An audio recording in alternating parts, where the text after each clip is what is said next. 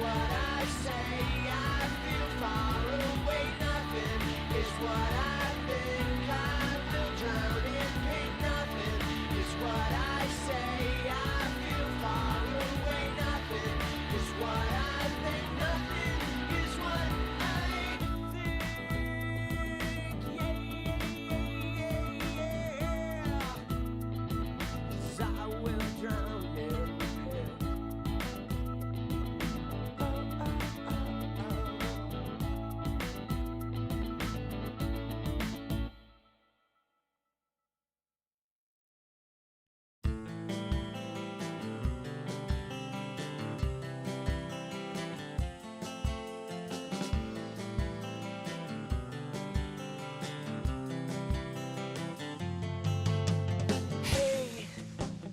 I just wanna change the world. I just want the perfect girl. I don't wanna hang around, I'd rather be found. It gets better, I wonder, my pleasure together. Everyone's waiting, anticipating.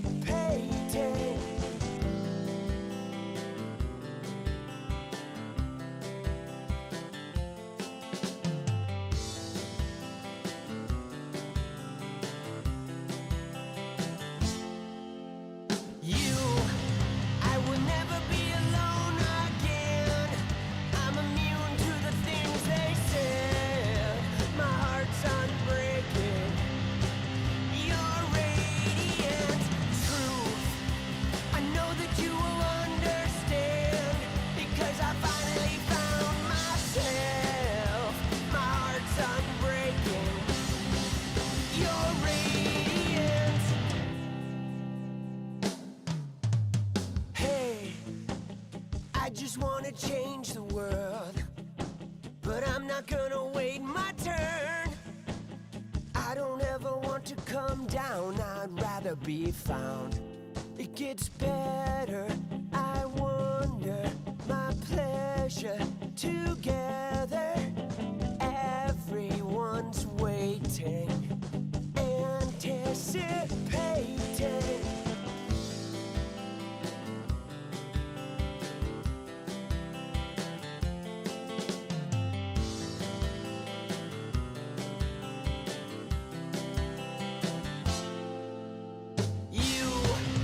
I will never be alone again. I'm immune to the things they said. My heart's unbreaking. You're radiant truth. I know that you will understand, because I finally found myself. My heart's unbreaking. You're radiant. You're radiant.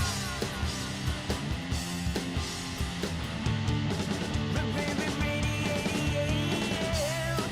in my world. Radiant.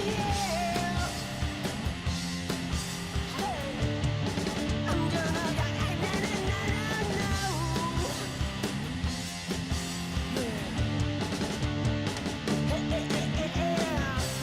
Woo! I can't pretend. No. I hope this never ends. It's about you. I will never be alone again. I'm immune to the things they said. My heart's unbreaking. You're radiant truth. I know that you will understand, because I finally found myself. My heart's unbreaking. You're radiant. You're radiant.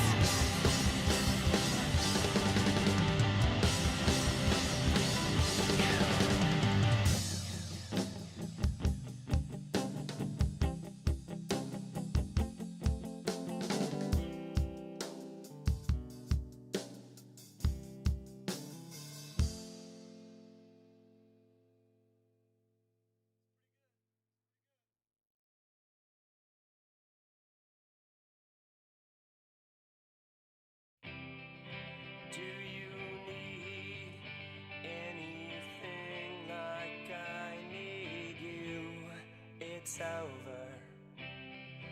Do you need anything like I need you?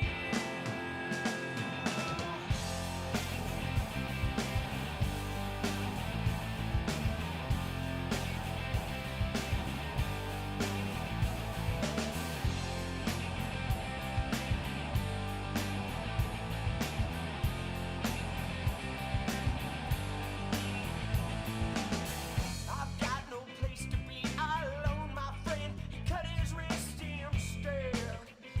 There's your answer. You better save yourself, or else nothing like success. I would rather be in hell than regret. Do you need anything like I need you? It's over. Oh, do you need anything like I need you?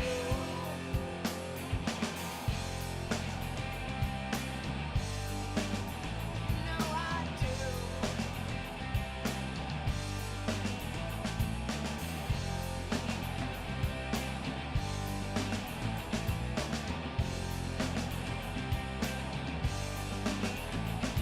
Denial. These are not my words. Tell me where am I most of the time? Wet my face with reality and permit me to breathe before I do it again. Do you need anything like I need you? It's over. Oh, do you need anything like I need you? Do you need anything like I need you? It's over. Oh, do you need anything like I need you?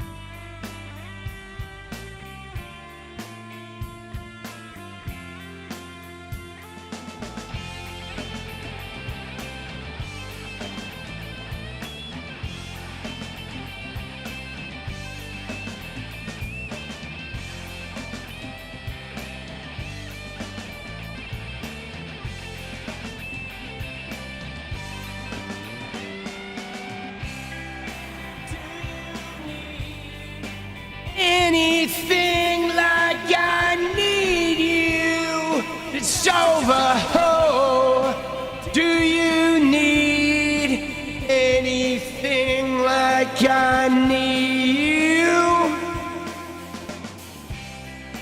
Do you need anything like I need you? It's over. Oh, do you need anything like I need you?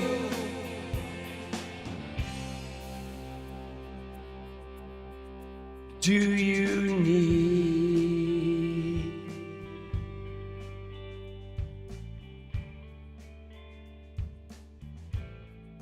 Yo, yo, yo, yo. How we doing? Dude, I have no rock star this evening. I ran out and I've been pretty lazy all day. Did not go, I slept most of the day. Did not go to the store. So Jenny was kind enough to let me have some Diet Cokes this evening. So we're gonna be having a stream on Diet Coke. Which is gonna be a little different. Oh, oh, oh, ah, ah, yeah. Let's go! All right. Dude, how we living? So I saw somebody earlier talking about the thumbnail. Yes, that is Erika Kirk with the Tommy gun. And guys, there's photos, real Erika Kirk photos from this gun photo shoot of her. She did it with her mom. We're going to look at this shit. Dude, I think it's just interesting with the shit that's been going on with Candace Owens and Erika Kirk and TPUSA. Diet Coke causes cancer. Dude, Sam R., let me break it to you, boss. Everything causes cancer, bro. You know what I'm saying?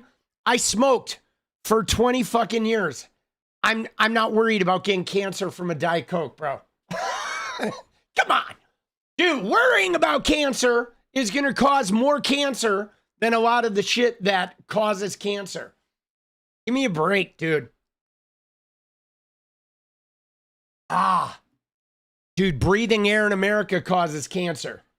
Let's go. Yeah.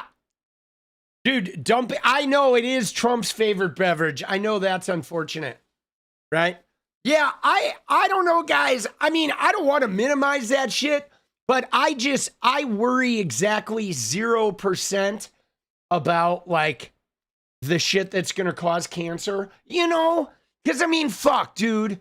We live in a world of preservatives, and I was a smoker and a drug user, and we got asbestos and lead paint and fucking, you know what I'm saying? And 5G burning our fucking brains. And so, like, for me, I just don't worry about that shit. You know what I'm saying?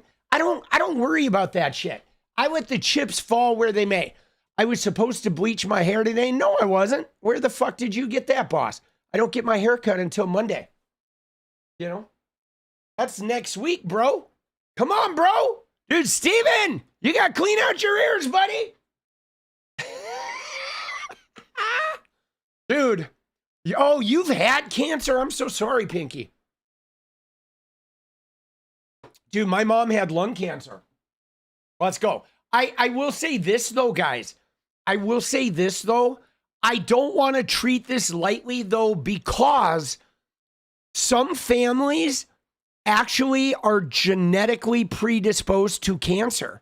I swear, there are. Some families are genetically predisposed to it, and then I think a lot of shit affects them in a more profound way, right? My family does not have a history of cancer. We do not have a history of heart attacks. And so, my dad lived like a bastard, and he lived to be in his 90s. My mom almost got to her 90s. You know what I'm saying? So I don't worry too much about that shit. And I don't know. Maybe that's bad. Maybe it's not bad. But I have a personal philosophy that might be wrong, but I do believe, and I believe from my experience growing up, that I think other than your genetically predisposed stuff, which in my family was obviously alcoholism, and I believe that your stress is the number one thing that affects your relationship to all disease. I do.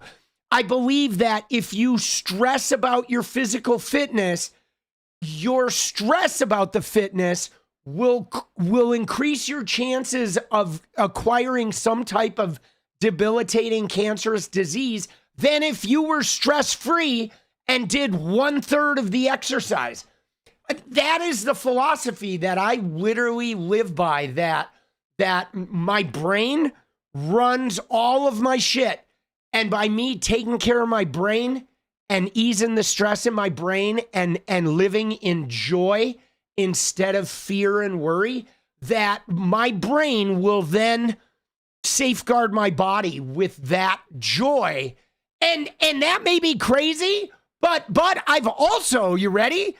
I've also discovered that what you believe to be true becomes your reality.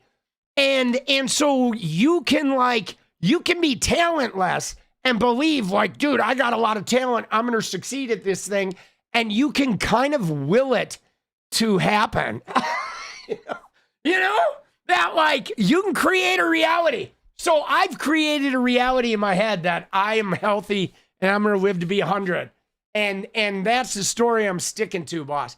Let's go. But I did quit drinking, 19 years sober, because the one thing my family did have is we had rampant alcoholism, and you know, I didn't want to like take a chance on that cirrhosis and liver failure and all that shit, because we have seen some of that. And there have been a number of unalivings in my family too. There's been some unalivings in my extended family. But I don't, mind you guys, I am not saying you should go through life like flippant about cancer causing shit. I really think like it is important to be, you know, to be aware of things, right? But dude, I like my sodas occasionally. I don't drink a lot of them. I drink my energy drink a day. And you know what I'm saying? I'm still drinking sugar, and, you know, ingesting sugar. I still eat fast food. I'm not cutting out that shit. I'm not. You know what I'm saying? I am going to go on statins, though. I did make the decision to go on statins. And you know, I did make that decision that I am going to go on statins. Sugar is terrible, though. Yeah, but I like it. You know? I like it, you know, and, you know, I'd rather have an enjoyable life that I like than, you know, a life of like worry. And I've known too many people that live super healthy and fucking had heart attacks in their 40s, boss. You know what I'm saying? Like, I'll be honest, the people I know that were obsessively healthy, none of them have outlived any of the people I know that lived like shit. I'm serious. All the people I know that lived really long were people who did not live healthy, but they had more of a fucking fuck it attitude. So dude, that's where I sit. Dude, go out with the bang, baby. But I don't advise you to necessarily live this way, because you have to, like, each of you has to find your own way of like feeling healthy and connected, you know? But I say, fuck it, boss. Right? I say, fuck it, dude. You know, just, I live it up. But I also was a cocaine addict for like 20 years, dude. So, right? Dude, I've been running with the devil, my friend. All right. But I think it's good, though. It's good to be self-conscious and aware of that shit. Let's go, baby. Let's go. Life is short, eat the booty. That feels like some wise words there from Big King. Life is short, eat the booty. All right. Dude, I don't hate that phrase, actually. Guys, can I just tell you, it's all about balance? It is, you know, and I mean, but you know what's funny, guys, is it is all about balance, but it's interesting, though, because everybody has to find their own balance. And that's the thing that's really crazy. And I can't imagine how families with like 5 kids do it, right? Because everybody is so different, right? Like some people will find balance by never going out to the extremes, and they will just walk in the middle pathway, and that's how they find balance. Other people find balance from going from extreme to extreme to extreme, never treading in the middle. That's what I do. I run from one extreme to the other, and like my fulcrum stays so balanced, but I am as extreme as it gets. And yet I'm like, you know, mostly stress-free and fucking happy-go-lucky. And I have a really, it's funny, people on Twitter always say, you are miserable. And I'm like, dude, you have no idea. I am like the least miserable person you're ever gonna fucking find. Even when I am like, you know, like I have allergies every June, I wake up every day just wrecked with allergies. And I'm just like, all right, Whatever. Dude, let's go. Dude. Yes, it is, Jenny. It is dangerous to know we know what's best for someone else. Right? I am not a Gemini, Roddy. I am on the Libra Scorpio cusp. October 22nd. So I'm a Libra, but I'm like the last day of Libra before Scorpio. And then I did my chart once. And I have like a whole bunch of planets in Libra. And then I think I have a Virgo rising and a Pisces moon. Right? I think that's it. But one man's meat, another man's poison. Yeah. Yeah. I am gonna go on statins. Okay. My doctor recommended them, and like my blood pressure is good. I don't have high blood pressure. My cholesterol is not high, but I did that calcium scoring, and I do have some calcification, probably from years of smoking and alcohol and eating nothing but red meat. I mean, for like 10 years, my diet was nothing but meat. Like, seriously, I was a protein hound. So I do have some calcification. So what I contended with is I could not do the statins, but then I would have to change my personality, and I'd have to be much more regimented about my fitness and my fucking what I eat and shit. And so I decided, I'm just gonna go on the statins. Why take them? Because of that calcification, and because I don't want to be militant about my diet. And so I'm like, my shit's not low. My shit is like in the middle high, and I'm like 90% healthy. But because of the life I have lived and the fact that there already is calcification, if I don't take the statins, there's a chance that the shit is going to add up fast. And so I did talk to some of my friends that like use them. And so I think I'm going to do the statins. You know what I'm saying? You're a Cancer with Venus rising. Let's go.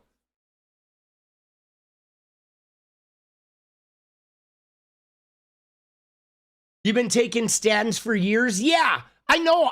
Well, you know what's really interesting is I've been normally like really resistant at that type of stuff. But I in this instance, I'm like, you know what? I'm not going to be resistant. I'm not going to be resistant. I'm just going to go with it. And I did talk to some friends who did it, and they seem to be cool with it. Dude, elite, let's go, baby. So I'm going to do it. I'm going to do it. And what about fish oil? I don't take fish oil, but I eat salmon skins regularly. Dude, I eat a lot of salmon. And so I eat fish skins, which have a lot of fish oil, right? So that's part of my regular diet. Fish skins, dude, I love them. Let's go.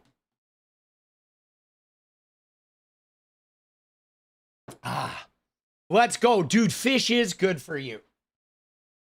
All right, you ready? Dude, we're banging, boss. You take statins, you need to take fish oil. All right. Mediterranean diet. I do. Basically, my diet is Mediterranean. Dude, again, guys, you ready?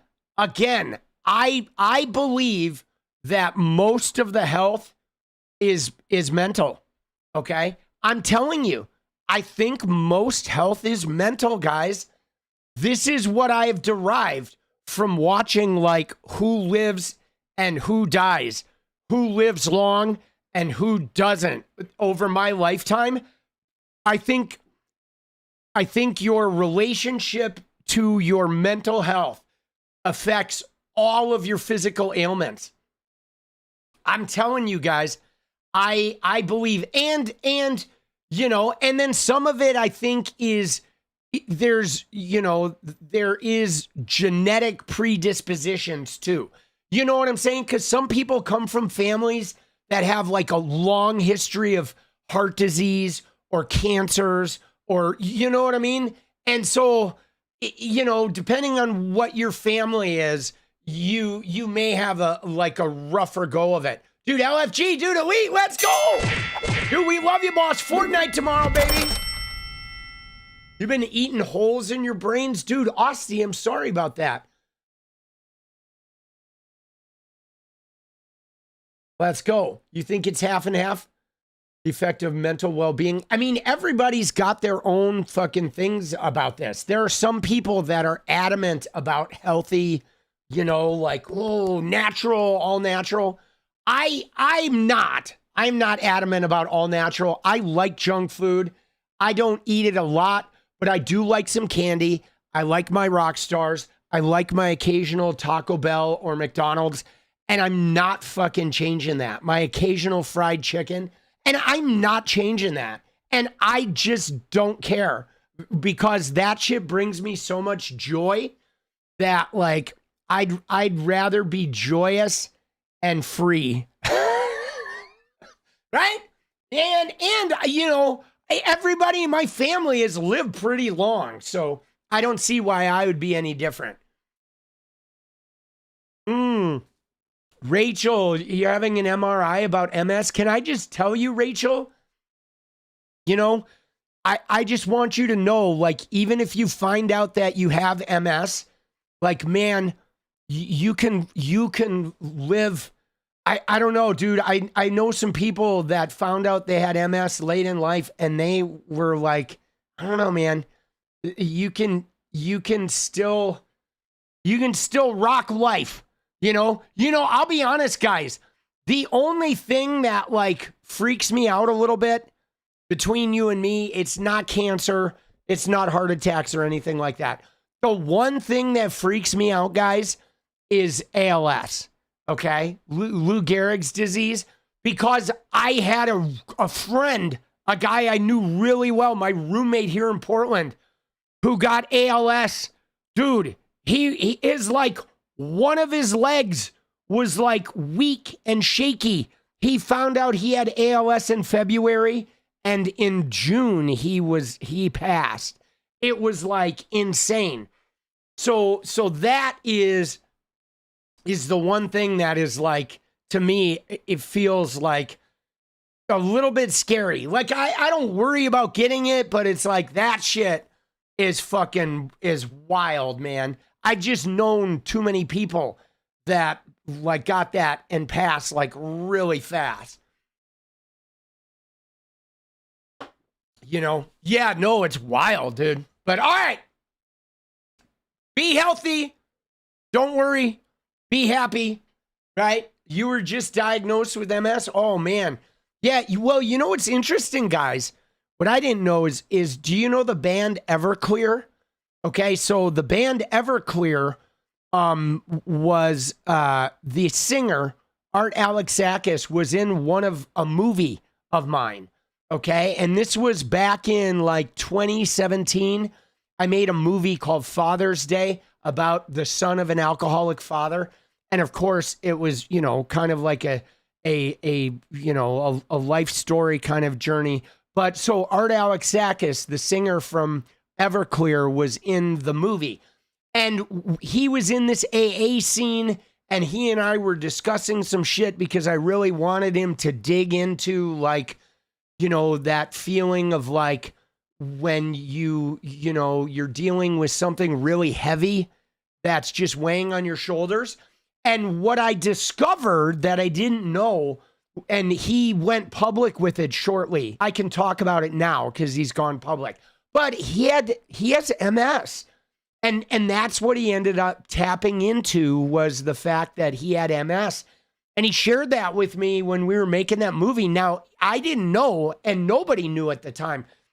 But you know what's interesting about it? Because he discovered recently that he had it, and then he did go public with it. But so what was really interesting about him is he said, as traumatizing as it was for him to find out that he had it, it made so much sense because he had balance issues and he had had things that were unexplainable, that never made sense, little quirks about the way he was. And when he found out he had MS, like he said, as scary as it was, a whole bunch of his life kind of like made sense. And it was like, oh, fuck. Dude, he found a weird kind of peace, too, in finding out that he had it, because it explained a lot of weird, quirky things that had never really made sense to him, you know? So I don't know. I don't know. I've not had any experience with it personally. Nobody in my family has had it, but you know, keep fighting. You know what I'm saying? You're definitely not alone on that one. You know, it's like, yeah, it's crazy. But all right, guys. Well, take care of your heads, baby. Dude, in the US, they $18,000 a month. Dude, that's crazy.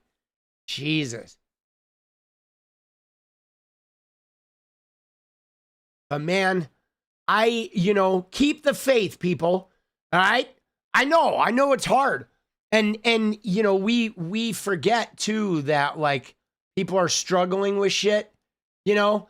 And so I do want to end on this one thing, guys, because it's like this is kind of like a fable tale, but I believe it's accurate in instances. People tell this story and it's kind of like a parable, but it's also, you know, I've seen instances where you know this story is true, but the story is about a woman who's in a restaurant and her kids are like tearing up and down the restaurant, and the people in the restaurant are getting annoyed by these kids, and the mother is sitting there kind of not really doing anything about her kids' fucking rambunctious behavior.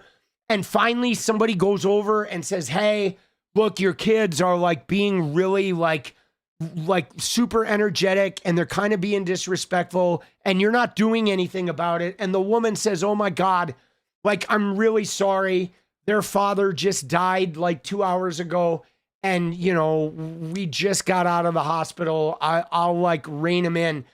And my point being is that like, we never know the story behind what people are going through, right? And so it's really easy for us to levy judgment on people's behavior, on people's like how we perceive that they are or aren't dealing with shit. But like, man, everybody's carrying like some crosses. You know what I'm saying? Everybody is carrying some deep scars, wounding. They could be coming from the worst news of their life. And we're not perfect. You know what I'm saying? Like, I sometimes have snapped and just been a total dick to people. And I'm not generally a dick, but like, man, sometimes I'm just in a heartbreaking moment and I cross a person at the wrong time and shit goes south. And so I think like us having a little bit of grace and especially guys, as we come out of the Trump years and these ex-MAGA people try to find better worlds, I think we're going to need to extend some people grace and fucking, you know, we're going to have a future of having to contend with a lot of like forgiveness and letting go and, you know, moving on as we heal this nation, guys. And let me just tell you, today on Juneteenth, I feel like, bro, I don't know. I don't know if it rubbed you guys the wrong way, but for me, dude, the first thing that I woke up to, guys, on Juneteenth, can I show you, was this. The first thing I did was I was like, I wanted to see what the big content creators were talking about on Juneteenth. And Elon chose Juneteenth to like, whatever, redo the search function. So I looked up Juneteenth. And the top posts, there was nothing there. But if you clicked on the latest posts, it was populated with a bunch of shit, a bunch of racist shit about Juneteenth, a bunch of people using the N-word and really nasty shit. And of course, like, welcome to Juneteenth, you know, when you have a racist apartheid guy, right? Like fucking, you know, Elon Musk in charge. But guys, I want to take a moment. I don't know if you saw my Juneteenth post here, but I do want to take a moment, okay? I did a Juneteenth post today, and let me just tell you, I'm going to put a link to it here in chat, okay? But guys, I had a fucking, you know, this is a complicated holiday for me, guys, okay? Being a white, very privileged white man in America, okay? Juneteenth is super complicated because it breaks my heart on a number of levels because I could be in America a million lifetimes and I'm never going to experience like a fucking speck of the pain of what people really went through here in America, people of color, okay? I'm never going to experience it. I am so privileged. I am so like protected. It's like, I just have no idea. Now, I also am bummed that we even had slavery here in America. And I'm even more bummed that our country didn't want to let it go, that we had a civil war over it. But so what I do on Juneteenth is I wake up and I try to learn something. And today, man, I learned about this woman, Fannie Lou Hamer, okay? I never knew about this woman, guys. And let me just tell you a story, okay? Because we know that the Democratic Party flipped, okay, in 1964 after the Civil Rights Act, and the Dixiecrats and the segregationists started moving to the Republican Party. But do you know why that happened? It was because of this fucking woman, bro. She never even made it out of the 6th grade. And she became a civil rights fighter. Okay, she started by getting her passing the literacy tests. Okay, and then she fought against poll taxes and literacy tests in Mississippi. She started a political party, guys, the Mississippi Freedom Democratic Party. Okay, she started a fucking party herself, and they went to the DNC in 1964 and they said, we want to speak. We want to be seated. And the DNC offered them 2 seats and they said, fuck you. We're not going to fucking take 2 seats. But she gave a speech. This woman never got out of the 6th grade, but she would memorize her speeches and deliver them from memory. And her speech got put out on the news that night. And then she kept fighting and fighting and fighting. And she is basically part of the reason why the Democratic Party like integrated and fucking started changing its ways, man. This woman and her fighting, and then she ran against the segregationists and she lost and she went to Congress. She challenged the election because of all the poll taxes and the literacy test. She was instrumental in the Voting Rights Act being passed. And I mean, this woman, dude, it was like her. She like united, she like brought a freedom party into the Democratic Party that like created a democratic movement that integrated and unified the whole party, and then all the segregationists and shit left. Dude, isn't it amazing? And her quote was, nobody is free until everybody's free. And dude, she was fighting up until she died in 77, okay? She didn't live that long. She only lived 60 years. But even in 1961, she took legal action, or 1971 legal action against a county in Mississippi that was still fucking, you know, segregating illegally, even in the 70s. Dude, they never taught us about this. Like when you take history in high school, they don't teach you about Black history, man. And I feel fucking kind of robbed. And she was also the one who had the quote of like, I'm sick and tired of being sick and tired, man. And so like, dude, I don't know, dude, super inspired. about her. Yes, nobody's free until everybody's free. Dude, thank you, Austin. But so I wrote a long post about her, and like, yeah, dude, I just fucking found her today, okay? As a fucking, you know, and I'm probably an asshole for like not having known about her more, but I went on a deep dive with her today, and you know, like my message was on Juneteenth is like, I feel like what we white people need to do on Juneteenth is we need to say thank you. You know what I'm saying? Because we talk about America as like a country of freedom and all this shit, but like, man, our freedom was found on the backs of a lot of enslaved people, man. You know what I mean? Like, American freedom was given to us by people that had none. And like, dude, like, I don't know, dude.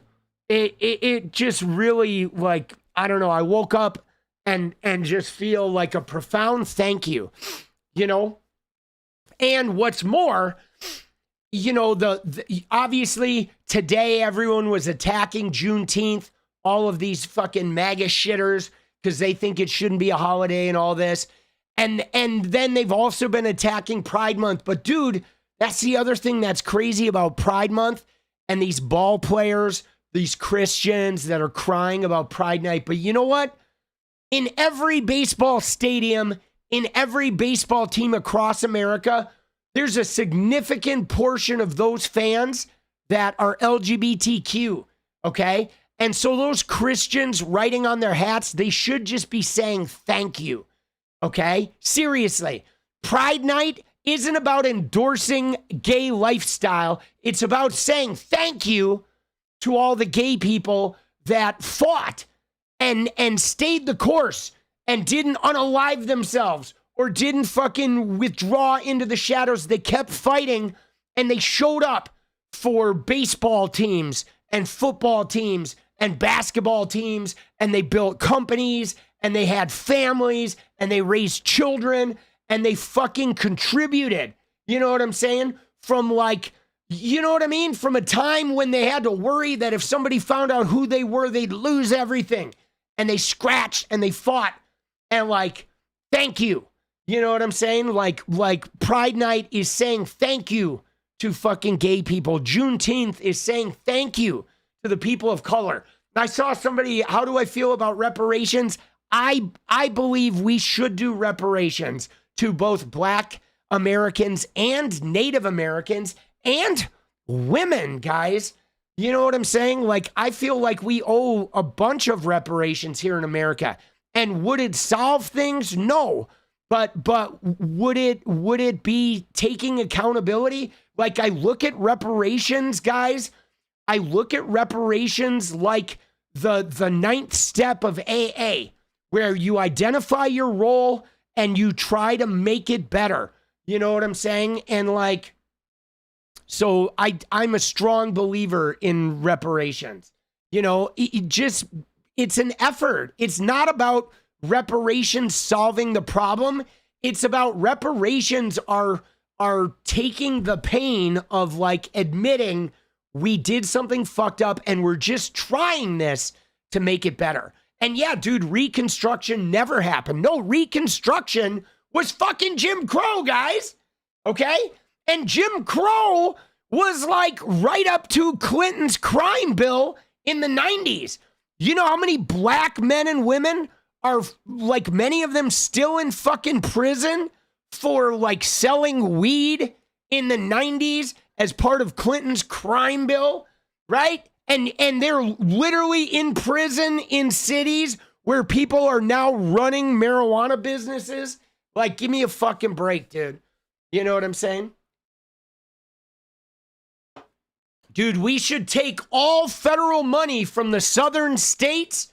Seriously, no federal money to every state that had slaves at the time of the Civil War. No federal money for those states for 50 years. And that money can go to pay reparations to people of color. Boom. Make the Confederate motherfuckers pay for it. Okay? They're the ones who didn't want to give it up. They're the ones who went to war. They're the ones still being pricks. Let's take it. Every fucking, like, slave state. Let's take their money, dude. Take their federal money and pay reparations. Let's go, dude. Let the rednecks pay. Fuck them.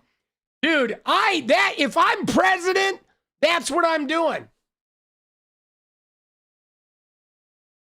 Let's go.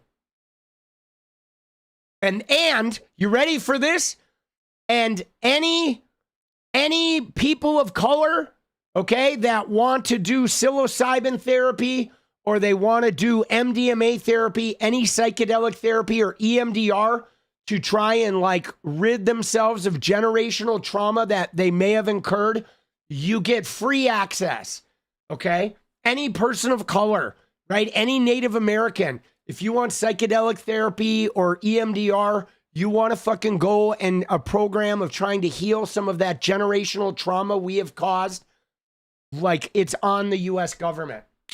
It's on us, right? I'm sorry. We're sorry. You know, if you want to forge the path, like we got you. There you go. That's how I feel. Okay? Sue me. I don't fucking care. You know, I think that would be making a move that would like start healing the pain, man.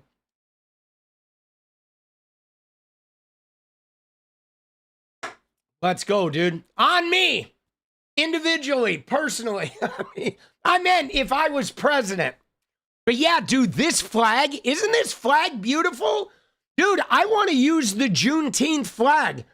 I feel like this flag, the Juneteenth flag, is better than the red, white, and blue one, dude. Don't you think? I think this flag is better. Dude, this flag is nicer. I want to use this Juneteenth flag. Let's go. Can you imagine if our government did that? Dude, it would be amazing, right? It would be amazing. Guys, I think psychedelics should be done with a facilitator, guys. I do. I think like finding a facilitator and doing them facilitated is the way to go. I mean, I know people do them outside. Yeah. But well, Juneteenth though, they use, I like this flag, whatever flag it is. But Juneteenth uses those colors, okay?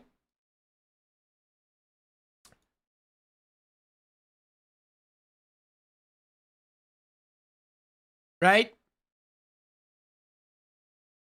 Don't they? Oh, they use this one too, right? That one? And then, oh, I see. See, I thought they used the African color palette too, but they also use this one. Because a lot of shit I've seen with Juneteenth is use these colors, right? And I know that they have this one too. The one with the burst, is this? Is this the official one? Is the red, white, and blue one? The one with the burst, I don't know what the burst is. When you say the burst, right?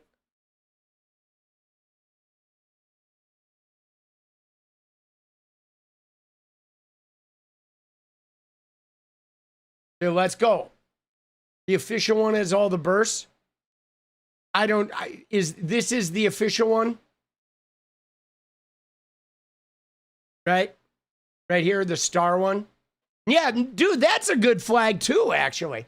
I just think this flag, I think the flag in this color just looks better, dude. The Black American, you appreciate me taking the time. I mean, guys, I'm trying. You know, I'm trying. It's hard. It's hard. It's hard because, you know, sometimes I don't know what to do because I can't feel the pain. Okay? Like, you know, see, one of the things that's really interesting is my willingness, if you see like on my personal healing journey, my willingness to go in and feel pain and just take the pain of my abusers and feel it and hold it and process it and try to turn it to joy. Like, I have a tremendous capacity for that. And if I could, if there was like some door I could walk through where I could go and just take some of that pain and let it eat me alive so I could take it off other people's shoulders, like, I would sign up for that. I would sign up to go and just take that pain. You know what I mean? But it's like, I fucking can't. Like, I literally, being a white male, especially a white male in my 50s, I am fucking, there's nothing I could do. You know what I'm saying? That I'll never experience it because I am so unbelievably privileged. But I try to at least be aware of that, you know? You know what I'm saying? And not just walk around fucking profiting off of it, you know? But Paula prayers, let's go. Dude, thank you, Peter. I'm trying. As imperfect as it is. So this, dude, that's crazy. So this has nothing to do with the actual Juneteenth. That's wild because I saw this and I was like, oh my God, I love this flag. But see, even there, I'm a fucking dumb shit, right? You know what I mean? I have no clue. But my post though was like from the heart, dude. Dude, Fannie Lou Hamer, like, I don't know, dude. She's got me excited, guys. If nothing else, these civil rights fighters, they got me excited because we're here again, guys. They're rolling back the Voting Rights Act. They're going to try to roll back the Civil Rights Act, and they're rolling back abortion rights, and we're going to have to fight it again. We are going to have to fight that fight again, guys. I mean, we're in the middle of it right now, fighting these asshole Christians that are, you know, are like trying to get rid of pride nights and get rid of gay marriage and get rid of the Civil Rights Act. They're trying to take us back to white supremacy Christian bullshit. And like, fuck that, bro. I'm with those civil rights motherfuckers. Like, I'm with like let's brawl. You know what I'm saying? Let's brawl. The fight, I mean, I guess the fight did never stop. I thought Obama was a symbol of something different than it actually was. You know? Yeah, no, Mike Tower, I know, dude. Baseball players, though, most baseball players are fucking douchebags. But all right, you ready, though? You ready for some politics? I'm ready for some politics, guys. All right? Let's look at Tucker Carlson's kid, okay? Dude, I'm going to go grab another Diet Coke. I'm going to get some more aspartame. Forgive me for all that, but I'm going to go get another Diet Coke. And we're going to, dude, we got to look at Tucker Carlson's brother, and we got to look at that Erika Kirk photo shoot. Dude, Tucker Carlson's son, not his brother, I'm sorry. Fucking Buckley. First off, you know how I feel about the name Buckley, right? Oh my God. But Buckley Carlson is fucking slamming Turning Point USA. They are slamming them. Slamming Turning Point USA. Hold on, I'll be right back. All right? Have a song. Hang tight.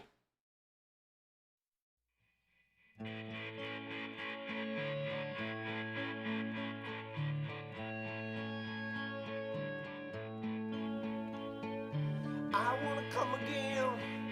I wanna be so high in your eyes. I wanna disappear inside you and be alright tonight. You say your medicine is all that I require. Dude, yeah, Buckley. Dude, is Buckley? I think Buckley's his kid, right? Buckley, I think Buckley is his kid, dude. And what a name, though. What a fucking name. It is like a total aristocrat rich kid's name. time to take a Trump. Yo, Buckley. What up, fuck nuts? Dude, that is an aristocrat fucking Nepo kid's name if I've ever heard one, dude. Yeah, I don't care for it much, okay? I don't like you or your dad. I can't stand your whole family. White nationalist pieces of trash. However, I do support you kicking the shit out of TPUSA and the other MAGA. I do. I'm in your corner, buddy. I can't stand you, but I'm rooting for you, right? Head body, head body, head body, right? Give them hell, all right? Fuck you. Bye-bye. Seriously, anybody named Buckley? Dude, anybody named Buckley, like, if I went somewhere and they were partnering you up and they said, oh yeah, your partner is Buckley Farmington, I would be like, oh shit, bro.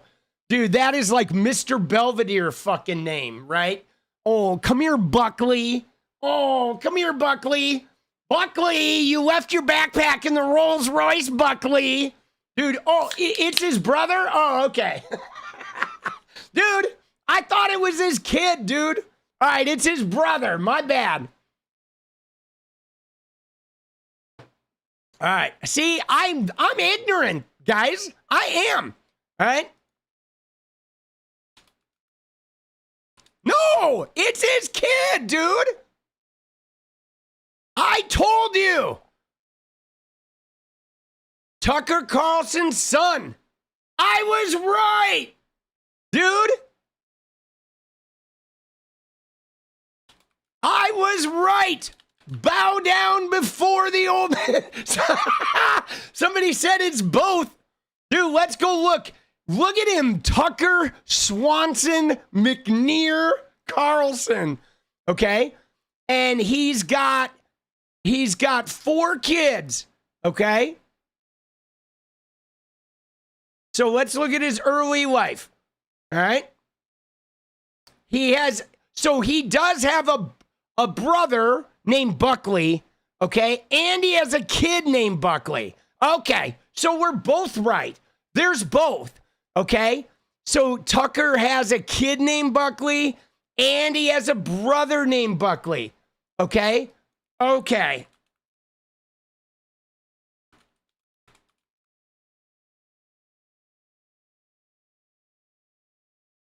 Yes, all right. He has a younger brother and a son. Dude, I mean, we could assume that his son and his younger brother are the same person, right? Right? Oh, fuck, dude. Dude, because Tucker is a motherfucker, right? So the chances, right? He is a real motherfucker, so the chances of his younger brother and his son being the same Buckley are... Yo! Uppercut! Oh, goddamn, I am good, dude. I am so good. I am, dude, I deserve to be signed, have a Netflix special or some shit. Goddamn, I'm good, boss. Come on. Come on. All right. So, but look at Tucker, though. His name is Tucker Swanson McNear Carlson. What a fucking, like, I just hate this guy just for his name. Before you even find out he is, a white nationalist, like Christian weirdo, just from his name, he stinks of like privilege and money and like douche. Like, this is the kind of guy who gets a whole bunch of drugs, promises he's going to pay for it, does 90% of them, and then leaves you with the bill, right? And skips out even though he's got like more money than you'll ever have in your entire life. That's what these kind of guys are like. They used to be that way. Guys in the fraternity, there were guys at UCLA that were like super wealthy and they would like hook shit up and then duck out on the tab. Always, dude. They were so smarmy. And dude, he's from the Swanson family. Dude, the Swanson fortune. Let's see. How much did Tucker Carlson inherit?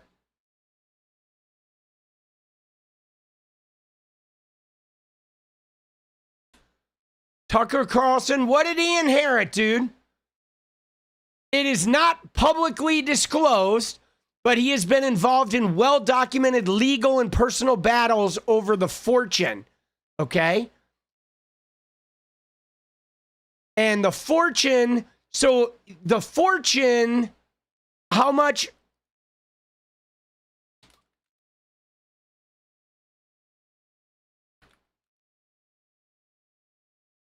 I mean, this is AI answers, so we're not gonna, it's not like, so they didn't, let's see, they're guessing, dude, at its peak revenue in 1949, they were making $60 million a year.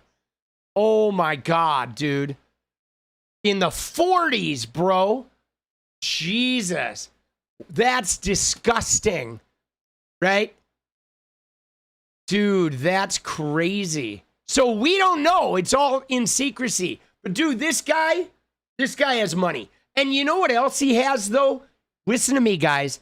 Here's the other thing he has, is he had money, he had privilege, and he had the name, which meant regardless of what happened, he was going to get in the rooms automatically, okay? He was going to get in the room with the president of Fox or the president of wherever, always, okay? Because of that name, because of those family connections.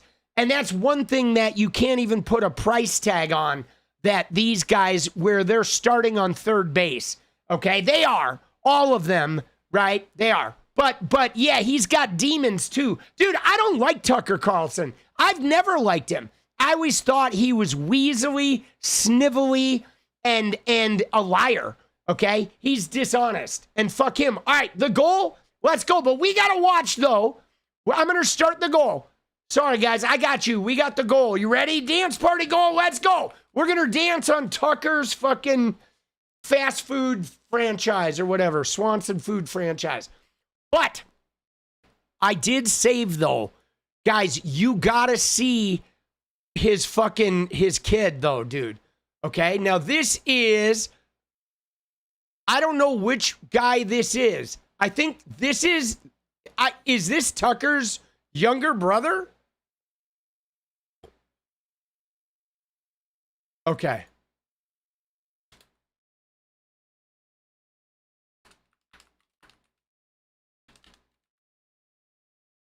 I think it might be his younger brother. Let's find out. And so, yes, this is not his son. Okay, this is his brother. Okay, so dude, I'm wrong. Hold on, I need to fix my stream. All right, I need to fix my shit. I thought it was his kid. It's his bro.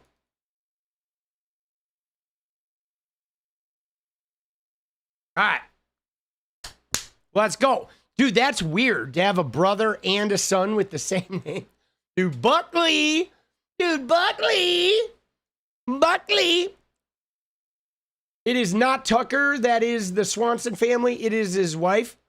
I mean, dude.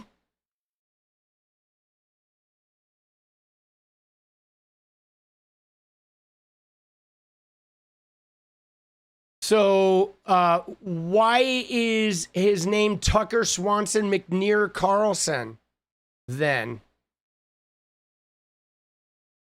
You're saying he married into the Swanson family? No, it's Carlson's father married a Swanson. So it's not his wife. It was his dad. His dad married into the family. No, it was definitely not his wife, right? His father married the heiress to the Swanson enterprise. Okay, so his dad married into it. And fucking Tucker went to a boarding school in French Switzerland. So yeah, so no, he's into it. This is part of his family. But so they were right. His father married Patricia Caroline Swanson. So it was his stepmom when he was 10.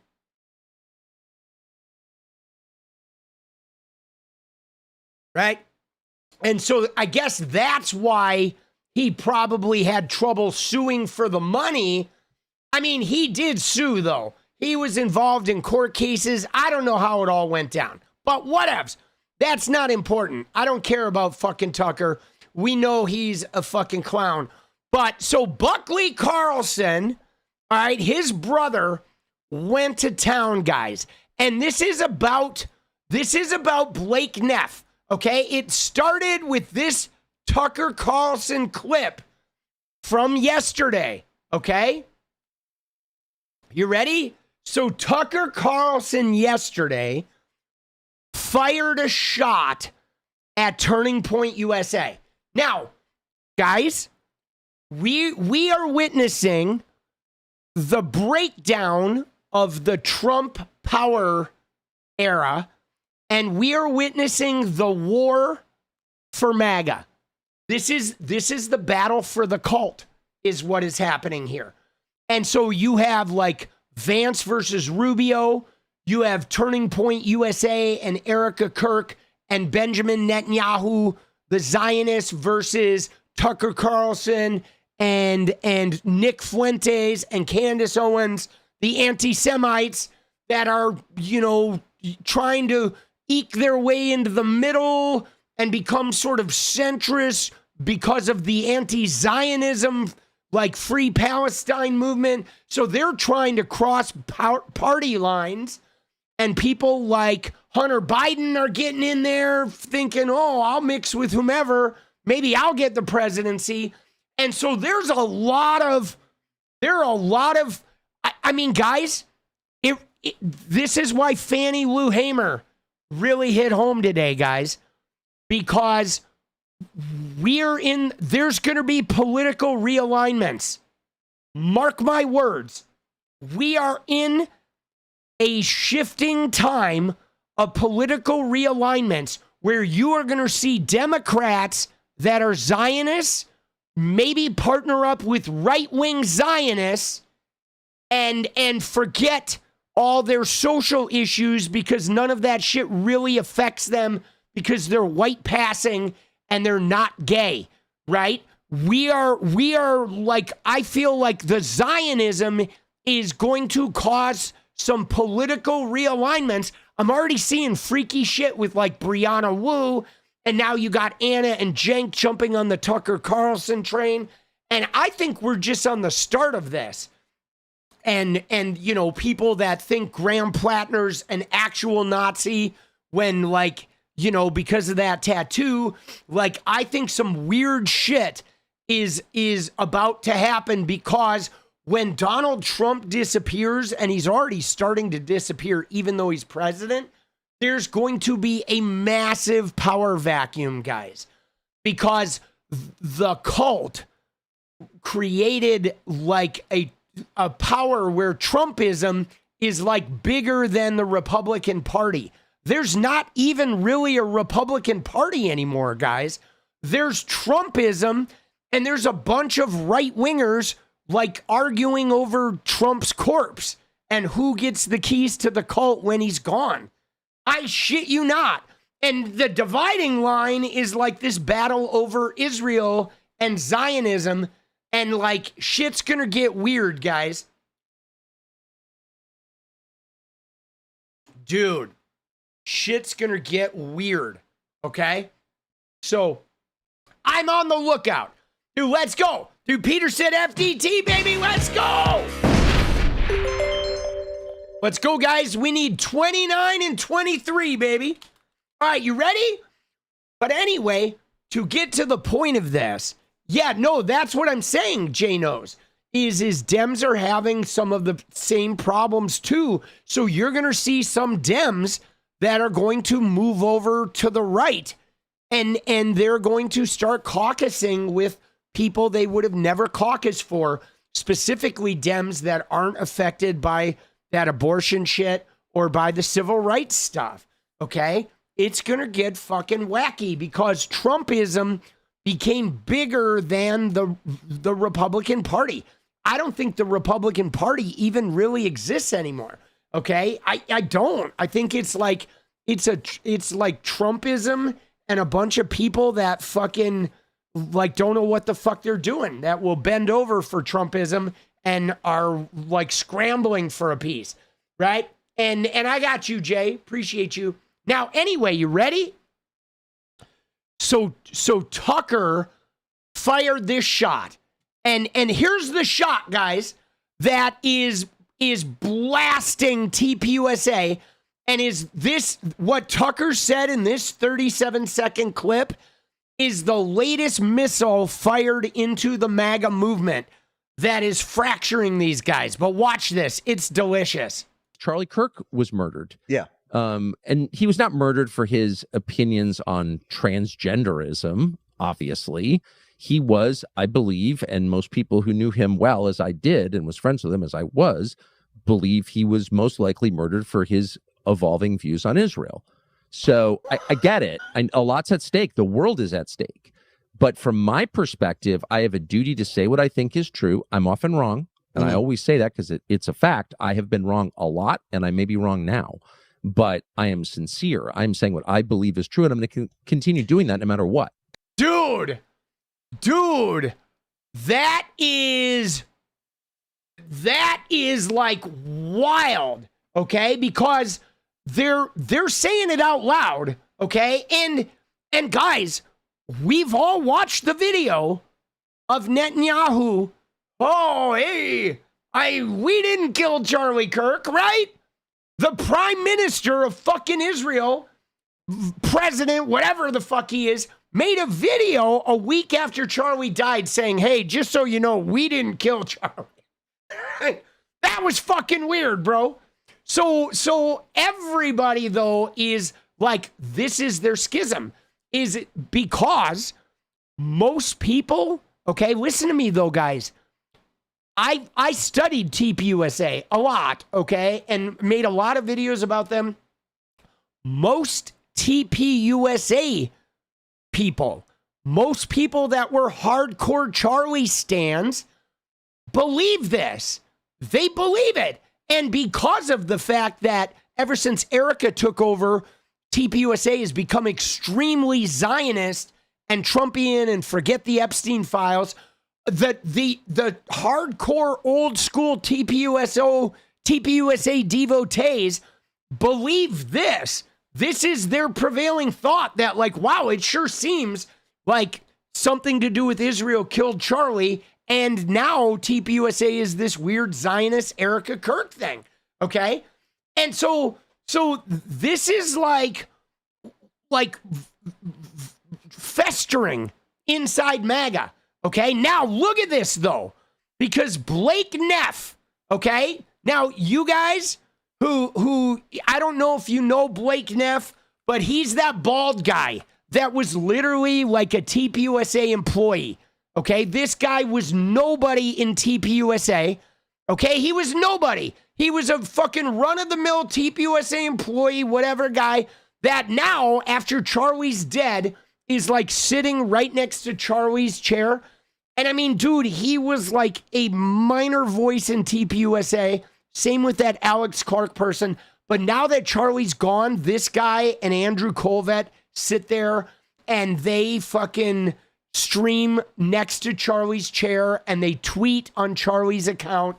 I mean, it's gross. They're ghouls that are cash registering Charlie's death. Okay, so Blake Neff gets involved in this and he replies and says, actually, those of us who knew Charlie best, a group that doesn't include Tucker, do think that Tyler Robinson did it and was motivated by transgender radicalism. Blake Neff says Tucker is lying, okay? And now this is crazy, okay? Because Blake Neff was a dude, yeah, he was like, you know, a background person in many right-wing outlets. Blake Neff was. And people who've worked with Blake Neff have come out and been like, dude, this guy is a fucking hack. Like a lot of former people, like he's not well liked in the conservative political circles outside of his little homeland with TPUSA. Okay, so now, dude, Buckley Carlson says, like, tagged him up and said, such a sad, lying, self-dealing little incel, Blake Neff. Dude.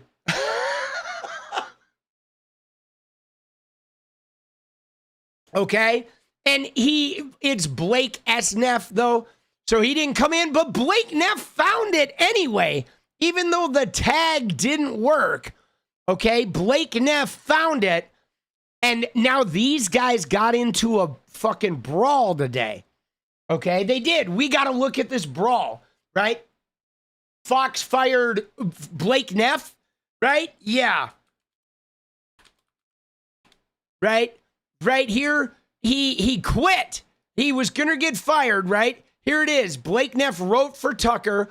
The top writer for Fox News host Tucker Carlson has for years been using a pseudonym to post bigoted remarks on an online forum that is a hotbed for racist, sexist, and other offensive content. Right? Just this week, the writer Blake Neff responded to a thread started by another user, right? A jet black Congo N-word, do LASIK eye surgery. Dude, he's so gnarly, right? Oh my God, dude, the shit he was writing here, okay, in this fucking thing.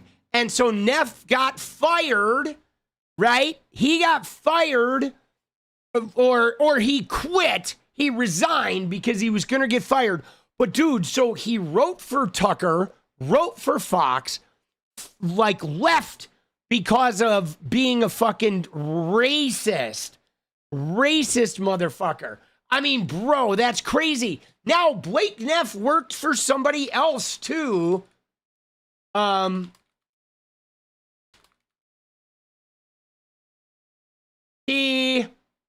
I think he worked for Stu Peters too. Okay, you ready?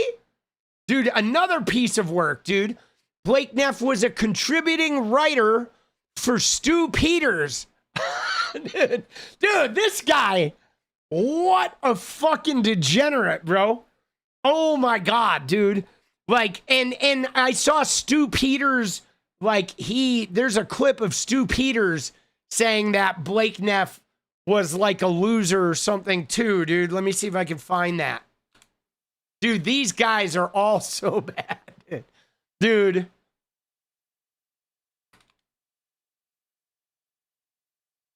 Right here. All right. Dude.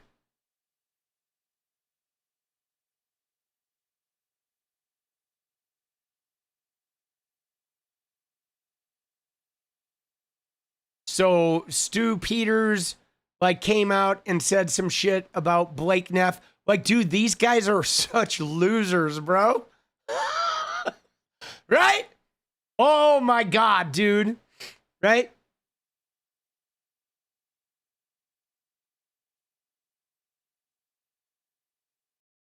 So Stu Peters came out and said something about Blake Neff. Okay, so more on... Sorry about that. Okay, so more on Blake Neff. If you were with us last night, you heard what I said about Blake Neff having previously worked for me here at the network as a contributing writer, and that's true. At the network? And the way that all of this came to my attention in the first place was yesterday morning I was tagged on X, and there was a video, a clip of Baron Coleman's podcast from YouTube. And somebody said, hey, Stu, is this true? So I watched the video, and in the video, Baron Coleman is saying, hey, Blake Neff previously worked for Stu Peters. Sorry. There was no other context. There were no other details. And there wouldn't be because Baron Coleman probably doesn't have them. So I thought, well, I will provide that context. I will let everybody know, yeah, Blake Neff worked for me here at the network as a contributing writer offsite, a guy that I never met in person, never shook his hand, never had a face-to-face conversation. All of our communication, which was daily, you know, throughout the week, was done via text message or email. And the way that Blake Neff came to be a contracted contributing writer here at the network was I mentioned to some people that I needed some help. I was doing a lot of heavy lifting. As I alluded to last evening, I was leading the charge during COVID-19, whatever that was. Dude. During the deployment of a biological weapon of warfare that... Dude, a biological weapon of warfare, bro? Just get to your point. Saying, well, why didn't you weirdo. mention any of this? That in fact he would just rip and read his monologues without even contributing or proofreading them. And I'm talking about the big opening monologues on Tucker's shows when he was still with Fox News. And then there was a separation there, or Blake was fired, or he quit amid these allegations of racism. Dude. I didn't care about that. Of course he didn't. Everybody's a racist. Everybody's an anti-Semite. I didn't care. Can you do good work? And Blake did. He did good work. Dude, these guys are so dirty. Right? I mean, they're so such fucking degenerates, bro. Oh, I didn't care. Nobody cares. Dude, he is terrible. Had no complaints. So I brought that context to everybody last night, and now I'm reading comments online with people saying, well, why didn't you mention any of this earlier? Baron Coleman, apparently, and admittedly, I don't watch Baron Coleman's show every day. All right, but anyway, so nobody likes Blake Neff. Even the people who know this guy are pretending like they don't know this guy. Yeah, they are the biggest drama queens out there. But anyway, so this Blake Neff guy is he's not a good human being, dude. He's a fucking degenerate, racist, slimy, like alt account, hiding, cowardly. Okay? People that write racist shit on alt accounts are fucking cowards, bro. That shit, like, that to me is the ultimate gutlessness. Because if you're a fucking racist piece of shit and you're at least open about it and you own it, at least you have like a shred of integrity. But when you are a racist piece of shit and you hide in alt accounts and then you deny it and fucking backpedal from it, like, dude, now you're a coward too, right? And like that shit is crazy. So Blake Neff found Buckley Carlson's comment and said, I have lied about nothing. I can only hope that one day you will regret all of this ugly behavior. And Buckley said, you lied in the tweet I referenced, Blake. Initially, it seemed gratuitously, but in reality for gain, which well describes your motivations these last 9 months. That and pure cowardice. Both are repugnant. And then Blake says, well, Charlie was alive. He and Tucker were friends, but Tucker did not live in Arizona and did not see and work with Charlie on a daily basis like so many of us did. Tucker knows there are a bunch of us here. Michael, Tyler, Andrew, Daisy, Danny, Angelo, our tech team, Erika. Tucker knows how we feel about the theories he's pushing, but he still went and said that the people who knew Charlie best agree with him and blame Israel. That was dishonest. Needless to say, your claims that I'm lying for money are baseless and gross. The random personal attacks are gross, but I'll ignore them. He's like, well, actually, you just mentioned them like multiple times, Blake. So I don't think you will ignore them. You're not stopping talking about them. Dude, they're going off. And look at what he says, though. Dude, look at what he says. He says, not random, essential, foundational to your character. Are you making more money now than before Charlie was killed? Why do you still call it the Charlie Kirk Show? And yet he's not on it. And his views, skeptical always, newly Israel wary, anti-war, pro-Massey, his views aren't on it either. Dude, look at that. I mean, come on, dude. It's so true. Why do you call it the Charlie Kirk Show when there's no Charlie Kirk and none of the shit you're doing now is anything Charlie Kirk supported, right? I mean, that's a very fair question. Have you wiped so much of Charlie's content? Why have you wiped so much of Charlie's content off the web? You called Tucker a liar and you assume you know with whom he speaks. You spend a lot of time and energy and diminished organizational credibility inserting yourself publicly where it's not necessary, attacking people, and you spend zero time publicly attacking the absurd narrative put forth by our government. Why do you have zero credibility, zero questions. And why is the issue of Israeli involvement such a red line for you, for Turning Point? Charlie Kirk admonished, we question everything, yet you question nothing. Why are 100% of the supportive in reality some of the most odious and aggressive comments under each of your and any of you posts? Also 100% pro-Israel, pro-war for Israel, and instantly assail anyone who doesn't believe the obvious false narrative as anti-Semitic. Does that seem statistically possible? Do you think so many people are hateful for asking these questions, Blake? Why will you daily attack real Candace O, but not even respond to her invitation to do a live stream debate, dude? Dude, isn't that crazy? Now, again, guys, I think all of these people are shitters, okay? I don't trust any of them. I am definitely not on any of their sides. But one thing I will say about this is like the shit he is asking here is legit, okay? Because Charlie Kirk was a racist piece of shit, okay? He was, all right? He was racist and anti-woman and anti-LGBTQ, and he was toxic, and he was a liar, and he was illegitimate because he preached things to college kids that he and himself and his wife did not live, okay? However, what's happening now with Turning Point USA is Andrew Colvett and Tyler Boyer and Blake Neff and Alex Clark and Erika Kirk are now still calling it the Charlie Kirk Show. They're tweeting from this dead man's account, but they don't have the same message. They have a different message, and they are like using clips of Charlie out of context to try and make it seem like he was some like huge Zionist fucking, like they're over the Epstein files. Charlie Kirk is all of a sudden this different person, and they're still using his name, which is fucking weird, guys. Like, why wouldn't you just move on and have the Erika Kirk Show?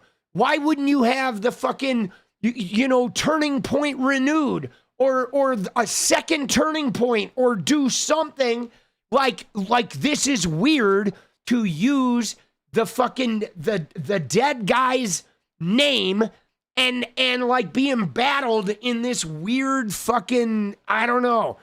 It's bizarre, guys. Okay? It is bizarre. And what's more, you ready for this? My personal take on it, though, is that this rift is very weakening. This rift is very weakening for the MAGA movement. Okay? Fracturing the MAGA movement into MAGA, Trumpian MAGA, and Zionist MAGA, and anti-Zionist MAGA, and anti-Semitic America First, splintering this movement into all those groups, I think is good for America. It's good for the world. Okay? Us detonating this, like Candace Owens and Tucker and Buckley, Carlson and Erika Kirk and Donald Trump all fighting, is really good for us. Okay? I'll be selfish about that. That these guys fighting and attacking each other is huge. Like it's like both fertilizer for the death of the MAGA movement, and it's good for us. It is very beneficial for us to have these guys fighting. But look at what Blake says. So Blake responds to this huge thing and says it's rude to ask such things, bro. Bro, it's rude. Dude, these guys were all on the same fucking team, bro. Is it rude? Is it rude to ask? You know what I mean? Like, what the fuck is going on? I mean, this is not a Democrat asking him this shit. This is like their own fucking people are asking him this shit. It's rude to ask such things about why you're monetizing this guy's corpse and lying about him. Right? And he says, but I'll have you know that my pay is completely unchanged compared to a year ago. Has your allowance from your brother changed at all lately? We call it the 𝗙lie Kirk Show because it is the 𝗙lie Kirk Show. It's the show he created and his team, and we feel an obligation to do our best to carry on his message and work rather than let an assassin destroy it with the help of people like you. We will continue to call the show that as long as Erika wants us to. See, his message, I think, is the stickler. Nothing of 𝗙lie's has been deleted off the internet. We've explained the issue of episodes missing from Apple, which were always available elsewhere many times. Maybe you should reconsider listening to the people who repeat this lie over and over, no matter how often we correct it. I said Tucker was lying because he told a lie, something that was untrue, and which he knew was untrue. If he doesn't want to be admonished for that, he shouldn't do it. Dude, Elf, let's go. If you know, I'll find you and take you to coffee. Dude, let's go. Dude, thank you, boss. Let's go some Tig-Olds, baby. Tig-Old Biddies. Oh, shit, boss. Let's fucking go, dude. Ooh, we are going to have to reset because I forgot about the thing. Dude, we'll reset it when it runs out. He says, I said Tucker was lying because he told a lie, something that was untrue and which he knew was untrue. If he doesn't want to be admonished for that, he shouldn't do it. You complain that I am inserting yourself publicly where it's not necessary. This is particularly loathsome. And I and the rest of the 𝗙lie Kirk Turning Point have shown tremendous restraint for months. I spoke up because you have repeatedly made outrageous attacks for which there is no basis. It would be evil for me to forever say nothing while my friends are slandered when I have a public platform to condemn it. You ask why Israel is a red line for me. This only exposes your hateful obsession because it's not. I've condemned conspiracies involving Egypt and France as well. But more to the point, my initial red line was all of the attacks by you and others on people I personally know. And of course, I did respond to Candace too. I've spent enough time on this. Go back into your hole, he says. Dude. Oh, shit. Right? And fucking, you know what I'm saying? Dude, but people are fucking tearing them up, dude. Stop asking questions. Look at this, dude. The 𝗙lie Kirk Show, dude. The 𝗣𝗢𝗡𝗞.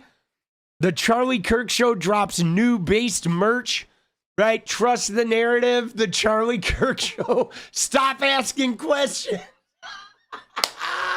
Dude, it's so funny, bro. They are such twerps. Dude, yeah, no. Well, you know what's funny is these guys, they can't, like Candace Owens and Tucker Carlson are gonna eat these guys alive. I mean, they already have. You know what's crazy about this, guys, is think about this, okay? Because I want to point out something right now. Because Blake Neff here said, oh, we feel an obligation to do our best to carry on 𝗙lie's message. But guys, they've already quit going to colleges. They've already rebranded Turning Point USA to Club America, guys. Okay? They've changed because it's already dead. It's already fractured. 𝗙lie's message is gone. Right? Nobody here, like Erika Kirk rebranded to Club America and they started targeting high schools and middle schools because they want to do the Zionism thing. It is completely different than Turning Point USA. It has nothing to do with 𝗙lie Kirk shit. They're not debating people anymore. They are like trying to backdoor going for younger kids. Okay? And because they are not on 𝗙lie's message. This is a completely different message that appears to have been already in place for when 𝗙lie disappeared. This message was like, ready to go. They had the rebrand ready to go and a completely different tack going into high schools to teach patriotism, where now they're even hiding the Christian scripture part of their turning point shit in their attempt to get into high schools. And that was all like ready to go. Like Charlie, before his body was cold, they had Club America. Like, oh yeah, we're moving Club America into the high schools. I mean, dude, this shit, it does not take a genius to see that they were ready with the rebrand. They were ready with this pivot. And this Charlie Kirk show thing is just, they're just trying to like flip the old crowd into the new crowd, but it's not working. Okay. It's not working. I mean, obviously everybody is like flipping out on this. Okay. But again, the thing that's crazy is look at this, like this right here. Okay. This right here, this question. So Buckley Carlson asking this question, which is what every right winger that is connected to TPUSA and all the America Firsters want answers from Erika about these questions. And Blake did not give satisfactory answers. And in fact, you know, the Club America, the rebrand, Erika's weird behavior, like these questions are sinking them, right? And they're out there like flailing around responding to people, right? I mean, dude, they've been responding to me. Dude, Andrew Colvett and Tyler Boyer have been responding to me, guys. I'm like a nobody, dude. And they've been responding to me and getting ratioed. Like they're so lost. You know what I mean? They're flailing and responding to every accusation with no good answers. Like, it's okay to respond to shit if you have an answer, if you can like spin the narrative. But if you can't spin the narrative and you don't have any answers, you don't want to be responding to people, guys. That's like the first rule. That's like media 101 is if you have an answer, if you can flip the narrative, then yeah, respond. If you don't have an answer and you can't flip the narrative, you ignore it. You need to just keep your mouth shut, bro. Like, come on, dude. It is like, you know, media training 101 is do not respond to shit you don't have an answer to. So the questions themselves just eat you alive. Okay? Right? You know what I'm saying? That is, you know, elementary media fucking, you know, it's not hard. And there are people that are really good at that shit. You know what I'm saying?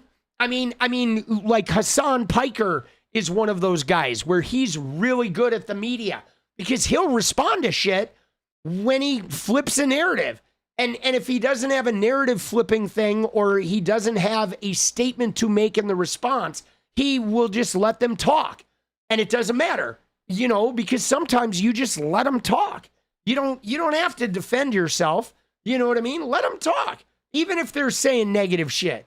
Like, dude, there's no such thing as bad press. But bro, they are fucking going at it, dude. They are going at it. Okay. And now look at this though, dude. Right? Look at this. And so now he's using that 𝗙rie bowler. Okay. He's putting her into it too. Right? Where she posted this about Charlie Kirk also. And now guys, 𝗙rie is another old schooler for Prejean, I guess. 𝗙rie. I always call her Prejean, but whatever. 𝗙rie. But so she is the Miss America who like made the statement about gay rights. Okay, back the anti-gay statement. She was like an old schooler. Okay. right? She was the old school model that, what did she do? She received widespread attention in Miss USA. She opposed same-sex marriage. They asked her about same-sex marriage, and she lost Miss America because of this. But she was like the original Riley Gaines, really, 𝗙rie𝗵𝗃 was, where this was back in what year? 2009, okay? So she opposed gay marriage and lost Miss America, but became like one of the first right-wing influencers. And she is now anti-TPUSA, dude. She's on Erika Kirk's ass. And like, dude, saying before his death, Charlie Kirk was being smeared as an anti-Semite, attacked, morally blackmailed, and pressured by Zionist thugs. Then Charlie said the words that set the hoodlums into a full-blown panic. This leaves me no choice but leave the pro-Israel cause. I'm thinking of inviting Candace. I won't cancel Tucker. And she's like, this was right before he was killed. Okay, so the original right-wing figures are banding together with Tucker and Candace. There's a mutiny. They are trying to stamp out Erika Kirk and Turning Point USA, and they, like the OG people, are now like fully using the weight of the anti-Zionist movement to like fracture this shit. Okay? Dude, this shit is crazy, right? And he's like, yes, read this, Blake Neff, and try and refrain from attacking her motives, honesty and goodness, and all of your other supporters have done. Dude, oh my God. This is amazing. Okay? Guys, this is amazing. Okay? It is. It is fucking, I love it. I mean, they're huge drama queens, but they are seriously fractured. This is like total MAGA civil war here. And what's good about this, right? What's good about this shit is like these, like all of these people are degenerates, and all of them are like, I feel like I don't think any of their movements survive this. You know what I'm saying? You know what I mean? Like, even if Tucker runs for president with Cenk Uygur and Anna Kasparian and Candace Owens, he's not going to survive the shredding he will take in a primary against Marco Rubio and like the Zionist MAGA people. And then AIPAC will put all this money into Rubio, and these guys are going to shred each other in the primary. And when the primary's over, both sides are going to fucking hate each other. Okay? They are. And then we're going to be, hopefully, we're going to stop fighting each other, and we're going to unite around whoever wins our primary, and we're going to kick the shit out of these guys for like 12 years. Okay? That's what I want to see right now is we have an opportunity to come together and kick the shit out of these guys for 12 years. Because this Buckley Carlson guy look at what he's saying, right? Of course, Chauvin should be released, but the DOJ should arrest Keith Ellison, etc., right? I mean, dude, this Buckley Carlson guy is as racist piece of shit as any of them. As Tucker, as fucking, Blake Neff, as Donald Trump, as Laura Loomer. Like, they're all racist, trashy motherfuckers, dude. Yeah, dude, they have no candidate. They have no candidate, dude. Dude, let's go. All right, dude, I'm narrating the MAGA Civil War. All right, you ready? You ready? Let's get the dance party goal, though. I mean, I can't do 25, and we're down 2, so we're going to try the 30. We're going to reset it. Let me reset. All right, I'm sorry. I get excited about this, guys. I do. I get excited about the MAGA civil war. I do. Like the end of that movement. I mean, dude, I've been waiting for a fissure to exist. You know what I'm saying? I think we all have, right? We've been waiting for a fissure to open up in this movement because they were so impenetrable for a while. Even though they were terrible and losers and shitty, they had this sort of like untouchable magic because they never went against each other. They just all fell in line. And now, man, they are brawling, okay? And the old school are brawling with the new school, are brawling. Dude, you ready? You ready? Let's get it. I'm going to try 30 and 15, guys. You want to see this? Let's see if we can get it, baby. Dude, Arcane Electric, let's go. What about all the Dems who support the war? Hold on. I will answer that question in a minute.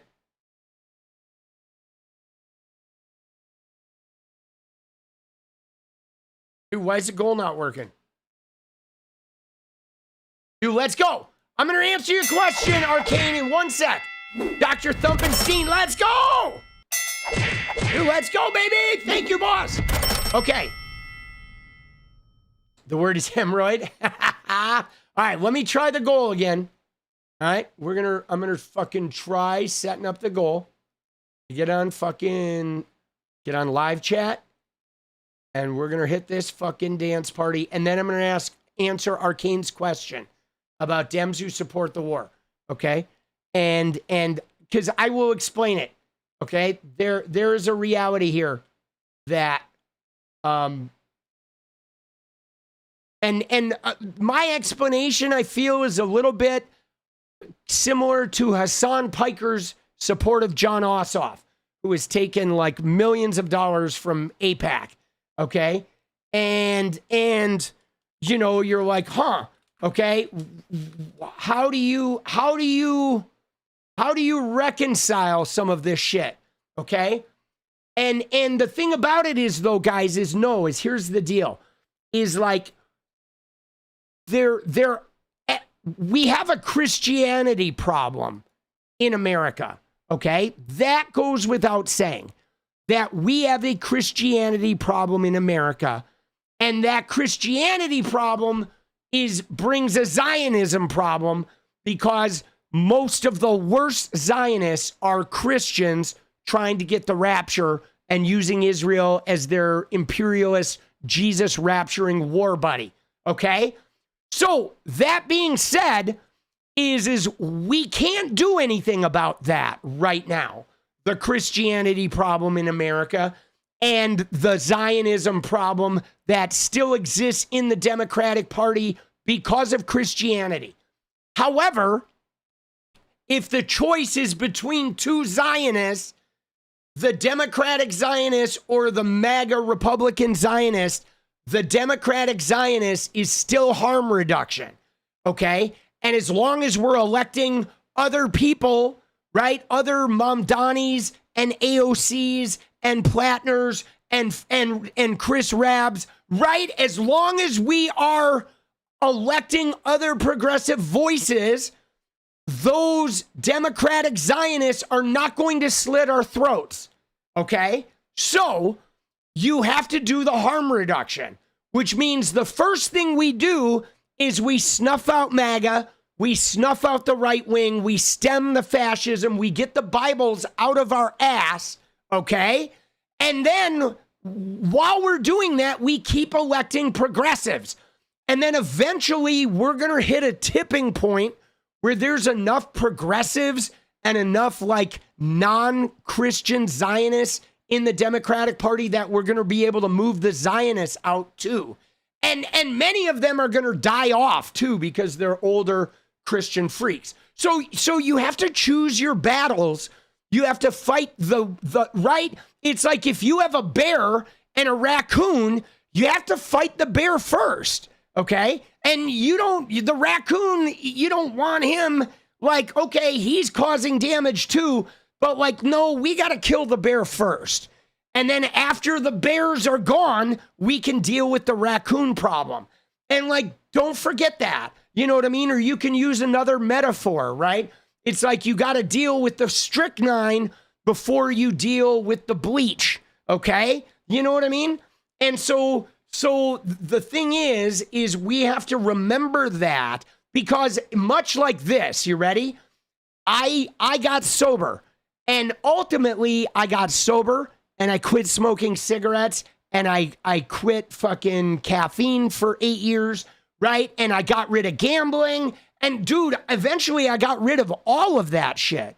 But I didn't do it all at once, okay? I started with the beast, I got sober. And then several years later, I quit caffeine. And then several years later, I quit smoking cigarettes. And a few years after that, I gave up gambling, et cetera, et cetera. And we're going to have to do that same shit in the Democratic Party, okay? But it starts by defeating the bear, okay? That's what it starts. And then, you know, we're going to have to accept some of those AIPAC candidates and some of that other shit in the meantime, but they will get purged down the road, okay? They will, guys. They absolutely will. It's like, it's a process, okay? Change doesn't happen in one fell swoop. Dude, Elf, let's go, baby. I know my aunt and uncle, Southern Baptist, tried to, quote, groom me, not sexually, just religiously. Please, my family aren't that crazy. They protected me, but religiously, from my father hitting me. I never enjoyed anything. All right, let's go, Elf. Dude, your family actually sounds pretty cool. I'm sorry they groomed you religiously, but it sounds like you got out. Dude, Jason's Australiana. Let's go, punks. Love your Tommy. Shrimp on the barbie. For you, let's go. Dude, Jason's Australiana. Another shrimp on the barbie. Dude, we got Trump surrendered where Germany did. Troll them, yes. Versailles, baby. Thank you, Dr. Thumpenstein. Let's go, baby. Dude, Sam Gilbert. Let's go. Dude, let's go. All right, now we are, it's actually, I think we're 25 away. All right. We are 25 away. 2 did not register. But just Sam Gilbert, let's go. But yeah, so that's my take on it, guys. Is I realize, you know, and I mean, other people do this too. Like I know that Hassan Piker is very like anti-AIPAC, but he supports John Ossoff, and John Ossoff took a lot of AIPAC money, right? But like he needed that money to compete with the machine in Georgia.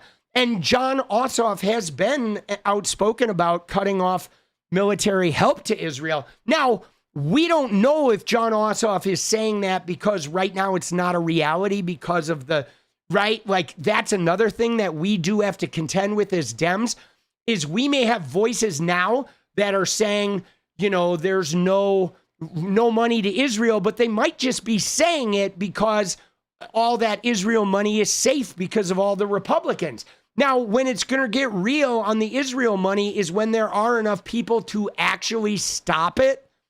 That's going to be when it gets real, because then you're going to see, right? Because if there's like 300 yeses, anybody can say no because they know their no isn't swinging it.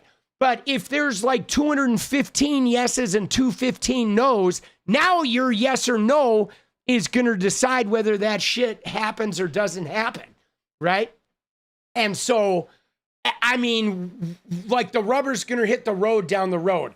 But I still believe that if I have to choose between two Zionists, the Democratic Zionist is the healthier option for America, for humanity, to end fascism, to prevent Bibles going up our asses, and I believe ultimately to do something about ending that Zionist fucking craziness in the Middle East. I believe that Democrat Zionists are movable and pliable, and the Republican ones aren't, right? And you know what I mean? And like, yes, the primaries are where we fight to get those progressives in there. And then I think we still have to support everybody after the primary is over, right? But dude, the tide's shifting, guys. The tide is shifting. The number of progressives that have won in New Jersey, in Pennsylvania, right? I mean, look at 𝗙𝗟𝗍𝗪. He might win in Michigan. You have fucking Mamdani, the mayor of fucking New York. And guys, I know this sounds crazy, but Mamdani wins the mayor, the socialist mayor, and the Knicks. 53 years. They win the NBA championship. Dude, that is points. That alone is like this massive socialist victory. Socialist mayor, your fucking basketball team wins the championship. It's not related, but it is, right? Yeah, DC socialist mayor. The Dems won the mayorship in Miami. A woman mayor in Miami, Democrat. Like, bro, first Dem mayor in Miami in like 30 years. We've broken supermajorities at the state level in Mississippi and in Georgia. I mean, we've had some huge fucking wins, guys.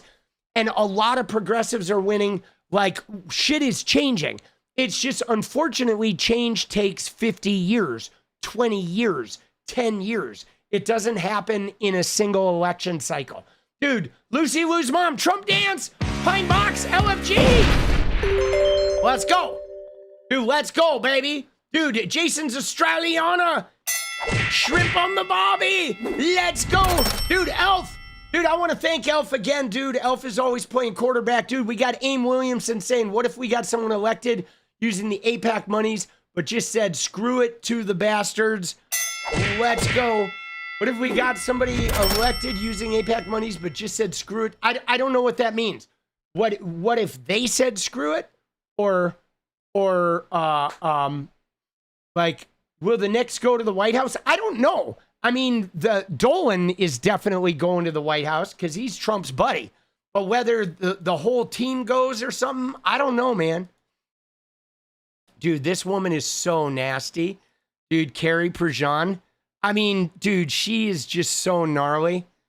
Like, these right-wing influencers are so gnarly, right?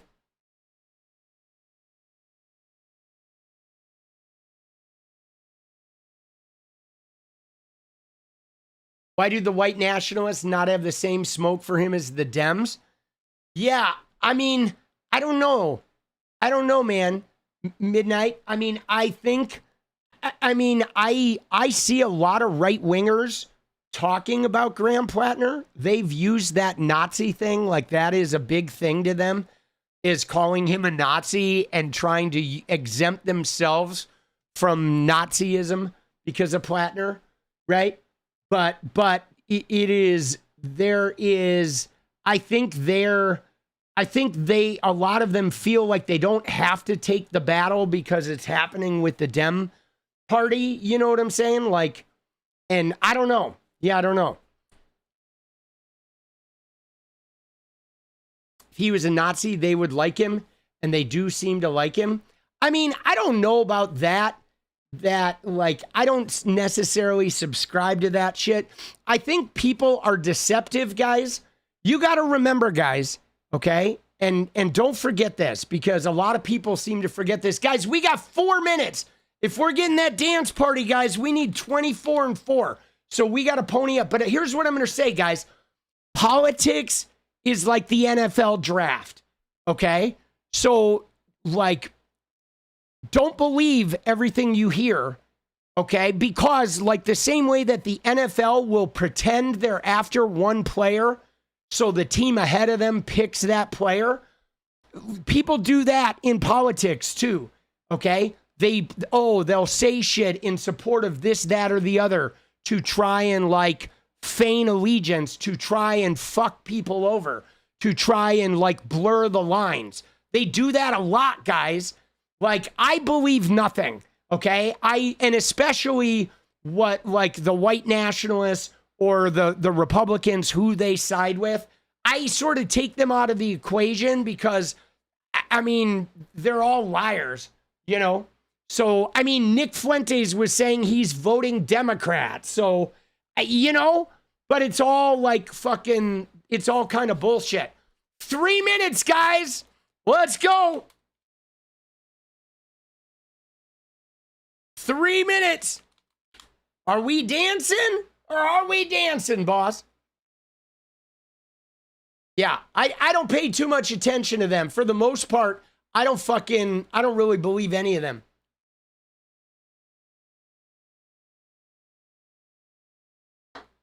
Dude, Elf! No fucking way, bro! Dude, Elf!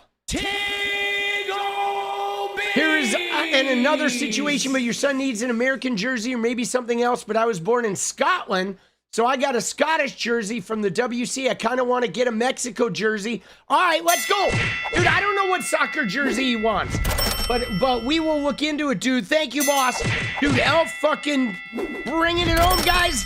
Dude, Elf's quarterbacking. Let's get it, dude. We got Brecco's in the house. We got 2 minutes, guys. We have an impossible mission right now.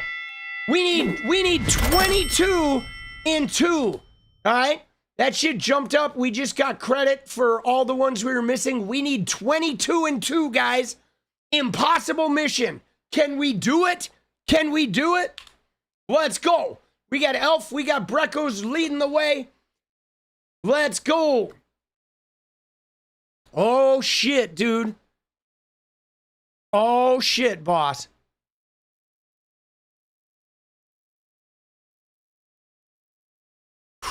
Dude, Elf hit it.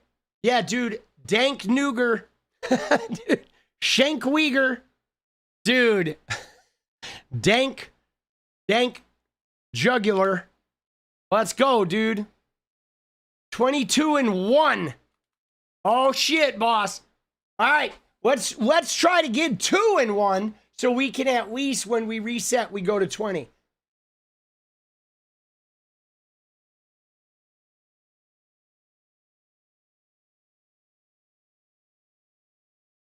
Yes, and hit that like button, guys. We need those likes. We need those subs, boss. Hit that like, hit those subs. Let's fucking make that shit happen, boss. A lot of people who watch the channel are not subscribed, so make sure you hit that sub button. Make sure you like. Spread that shit around, baby. Dude, let's go.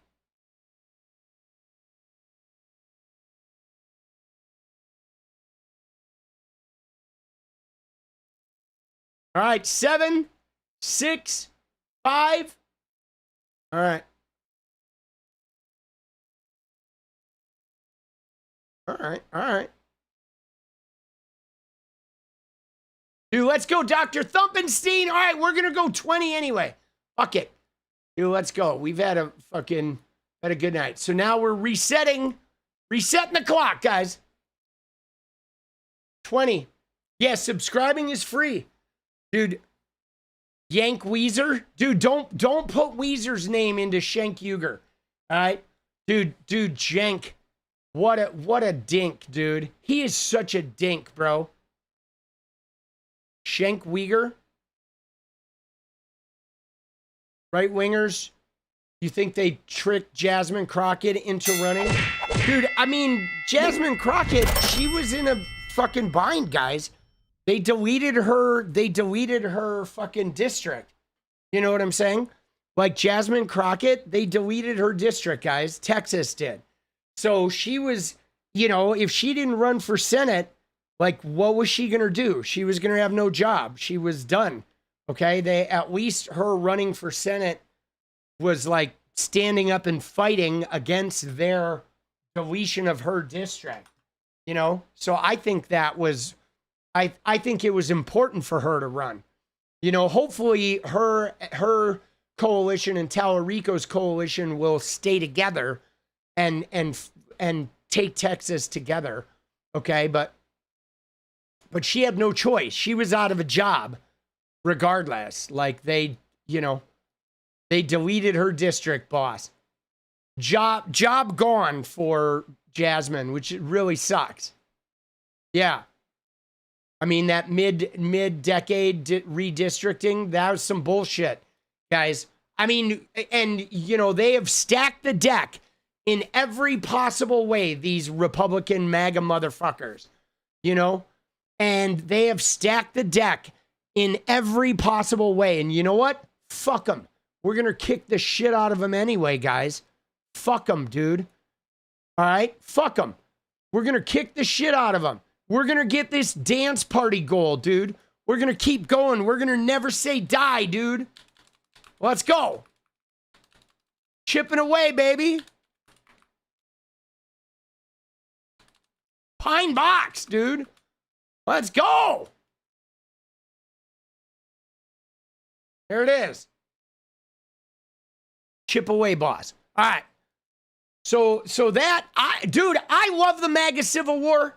I apologize if you guys don't like that, but I find the MAGA Civil War to be extraordinarily entertaining and very useful. Okay? Very, very useful, guys. All right. I want to watch the Trump medal thing because we didn't get to watch this yesterday. Okay? We didn't get to watch the Trump fucking medal. Dude, I just need a dose of Trump being the pathetic fucking loser that he is. And I had this bookmarked yesterday, and we did not get to see it, but we got to look at it. Dude, oh my God. Bro, what are we doing, dude? Like, first off, dude,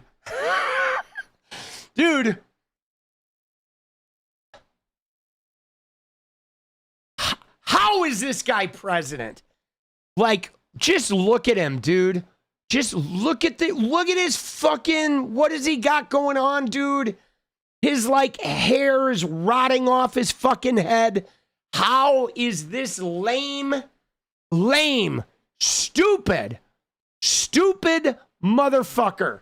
He is like, if his IQ, I'm telling you right now, okay, before we watch this clip, we got to watch Kyle Kulinski's clip, okay?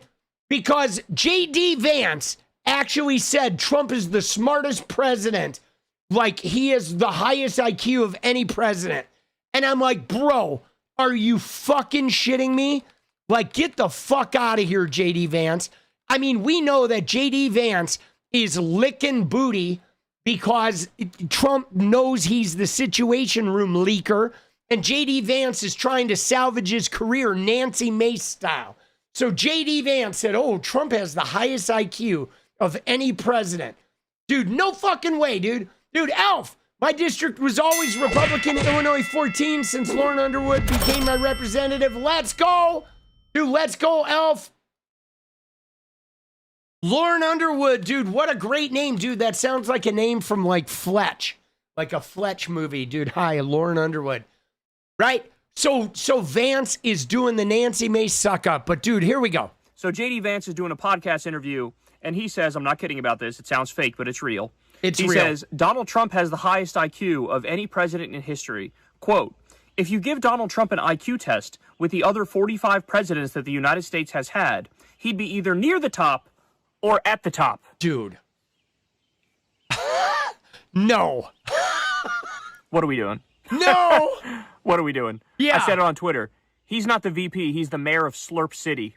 Population 1, Donald J. Trump. What the fuck are we doing, bro? You're a grown-ass man. This is humiliating. This is embarrassing. Are you kidding me? Dude, I'll tell you what JD's doing. JD is polishing the knob. Come here, Trumpy. Oh, yeah, come here. Oh, yeah, I'm like Nancy Mace. Oh, yeah, you're a genius. Oh, I wasn't the Situation Room leaker. Oh, yeah, genius. Let me get that knob, Trumpy. Oh, good knob. Oh, yeah, there you go. Now your little knob is nice and clean. Oh, good, Trumpy. Please don't jettison me. Please don't have me killed like Charlie Kirk. Dude. Because let's be serious here. If we're being honest about where Trump ranks when it comes to the IQ of presidents, like bottom, I would be very comfortable saying in the bottom 10%, and I think it's most likely the case, he's dead last. I would agree with that. I think he is like, there's a really good chance he is fucking like at the absolute bottom. I mean, this guy couldn't even graduate from college without, hiding his academic records and threatening to sue the school if they ever release them. I mean, he's so fucking dumb, guys. Dumb with a B, right? You know what I mean? Like rambling about sharks and batteries and windmills. He's dead last. I mean, I think this guy has an IQ of like 78. Not even kidding. That's the actual number that I think he is. Unbelievable. Unbelievable. So J.D. Vance takes Trump to Slurp City as Trump is literally out there the same day saying, I can't wait to throw J.D. Vance under the bus. If I have to, I'll throw J.D. Vance under the bus. There you go. So, dude, isn't that crazy that J.D. Vance said that shit, right? That he said Trump, I believe he's like the smartest, the highest IQ of any fucking president. Dude, there's no way. I mean, he's polishing. He is fucking polishing, bro. All right. Now, that being said, let's watch Trump here in the big moment. Big moment, right? The Congressional Medal of Honor, dude. The Medal of Honor going to Major Nicholas Dockery. Okay, there we go, dude. This is a big, huge moment. All right, Trumpy.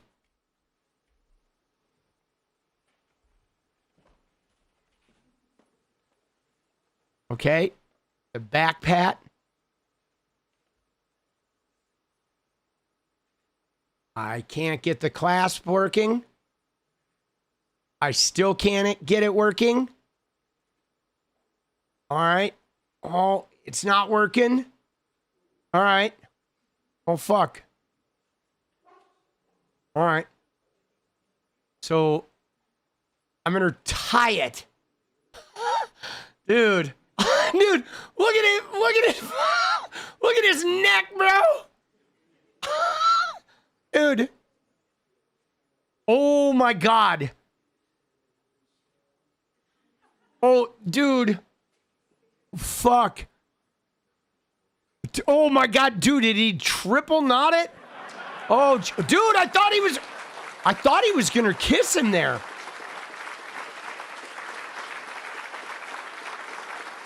Dude, the Congressional Choker of Honor.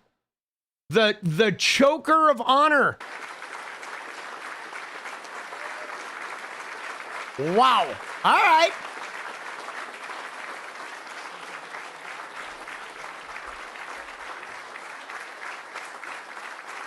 Dude, crazy. Now, I like the near kiss. Watch the near kiss, boss. Look at it right here. Look at that. Oh, dude, there's the shot, guys. Happy Pride Month, y'all. Oh, my God. Dude, that is too good, bro. I gotta fucking... I gotta tweet that right now, guys.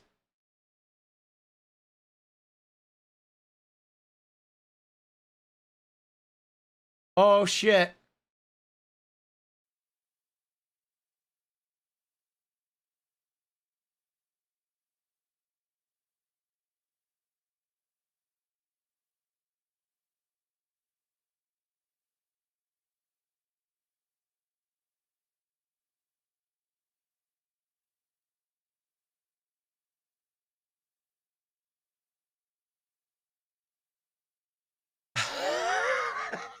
There it is. Dude, Sam Gilbert, let's go. Dude, that's the shot right there, guys. Happy Pride, y'all. Oh, yeah. Wee doggy. Just the two of us. You do. Just, they say when you're a star, they let you do it. Oh, man. See, I don't know if you guys saw this one, guys, but I did do a tweet today that was pretty amazing. That's this one right here. Look at that, dude. Look at that tweet right there. Did you know America is a Christian nation? In quotes, dude. Because they've all been saying this because of pride. America is a Christian nation. America is a Christian nation. And now the guy who represents all the people that say that, dude, that shit is money. It's not getting a lot of play, but that should be viral. Okay? That one should be viral, but it's not. You know, but nonetheless, I know it's viral at heart, bro. Oh my God, dude. That shit is so good. Dude, happy, dude, what is going on with Trump's head, dude? What is going on with his Like, dude, I think Trump has some screw worm up on the dome, dude. Right? Trump has some screw worm on the dome.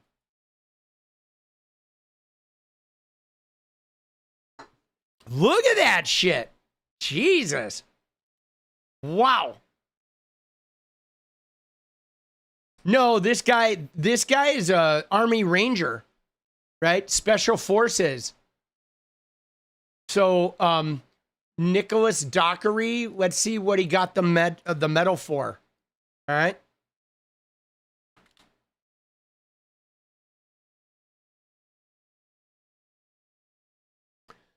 He was a Green Beret for in the war in Afghanistan. He was in 2012. He was an infantry platoon leader in Afghanistan. His 18-man force was ambushed by a heavily armed Taliban force of 150 guys. And in a 4-hour battle, he shielded used his own body to shield a soldier from a grenade blast. He fought his way into an alley, killed 2 Taliban fighters who were dragging an unconscious guy away, performed CPR to revive him, and then he marked his position on a rooftop to direct friendly air support, single-handedly held off advancing waves of fighters, and refused to leave until everyone was evacuated.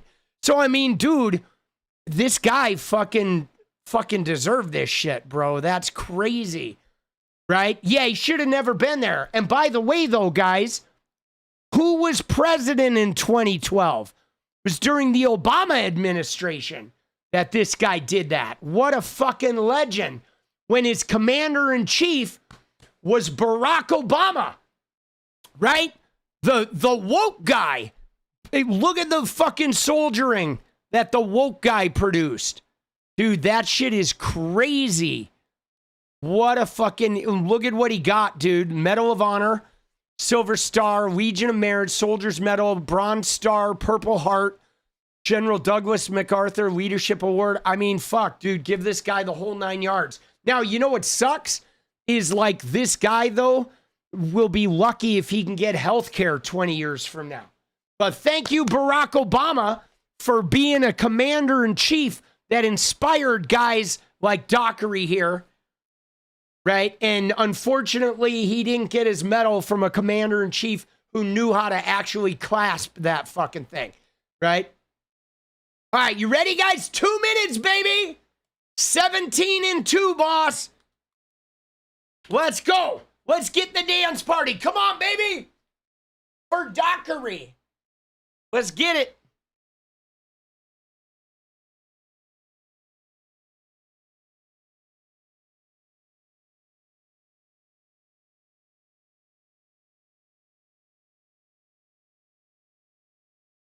Dude, that's crazy. Yeah, isn't it? I mean, it is. I mean, we have to admit the irony of this guy, like, getting a Medal of Honor from a dude who dodged the draft with fake ailments, fake bone spurs, okay? A guy with fake bone spurs who dodged military service is giving the Congressional Medal of Honor, and he won't even admit it. Like, at least if you don't want to go to war, you don't want to join the military, you don't believe in killing, you don't believe in fucking imperialism, whatever, at least stand for your shit. But Trump acts like he's some guy. He posts AI images of him as military king, and he dodged the fucking draft, dude. Yeah, it's pathetic. It's fucking pathetic, boss. All right, guys, 1 minute, baby. 1 minute.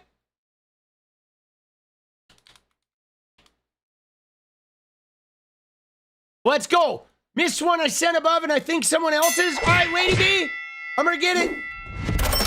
Oh, yeah. Lady B. Soldier will have to cut that off, too. What a shame.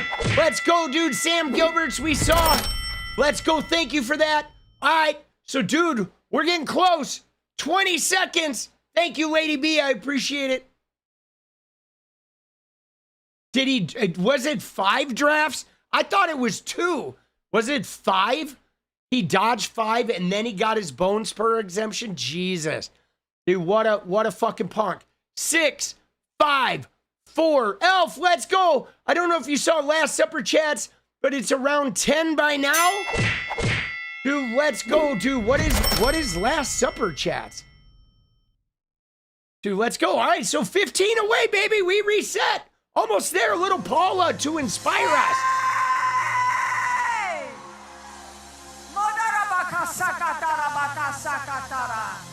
We got this.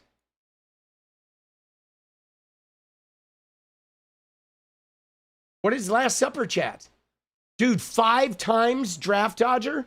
Dude, what a biatch, dude. Dude, Trump is such a scumbag, dude.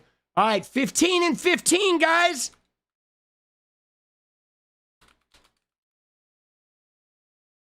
Last call for dancing. Here we go. You remember, guys, Fortnite tomorrow. All right, tomorrow we do Fortnite. Last super chats. Oh. It's around 10 by now, is it? Dude, were there more that didn't add up? Oh, got you. All right. Yeah, no, because I saw yours, right? Sam and Elf fucking did 2, and then Brecco's. All right. Yeah. I did. Let's go look at the 8647. All right. So we got it. We'll fucking get it. Dude, I was like, what is the Last Supper? Dude, yes. Dude, the 8647 is crazy, guys. I didn't even know this existed.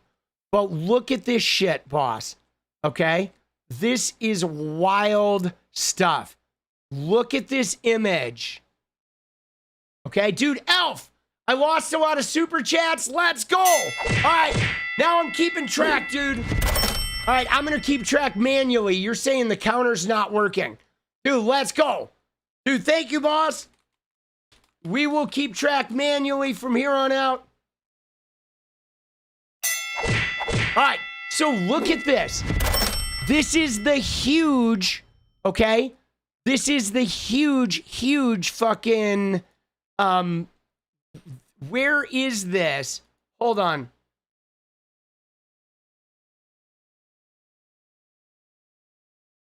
Big King, let's go, baby! Dude, we're gonna count that. Normally it's $2 or more, but we're counting it. Dude, let's go. 13. Let's go, baby. All right, so...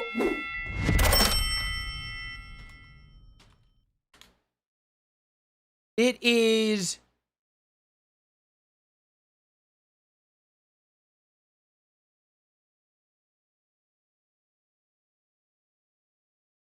it's on the National Mall, okay? It's on the lawn outside the fucking, here's the National Mall. So you have the Lincoln Memorial, and then over here is the Washington Monument. So it's the grass in front of the Washington Monument between the National Mall and the fucking, right? Between the National Mall and the monument, okay?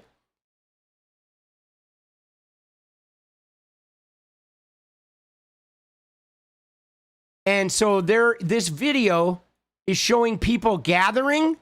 Okay, you see these people gathering, right? A bunch of people are showing up. They're gathering. Look at them. They're moving like ants over here. We don't know what they're doing. This is like obviously a time-lapse photo. There's groups of people just gathering on this grass.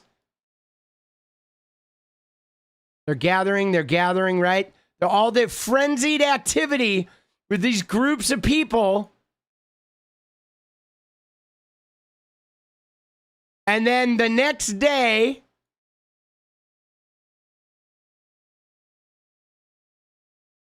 right? The next day, what is there is this. Dude. 8647, bro. Dude.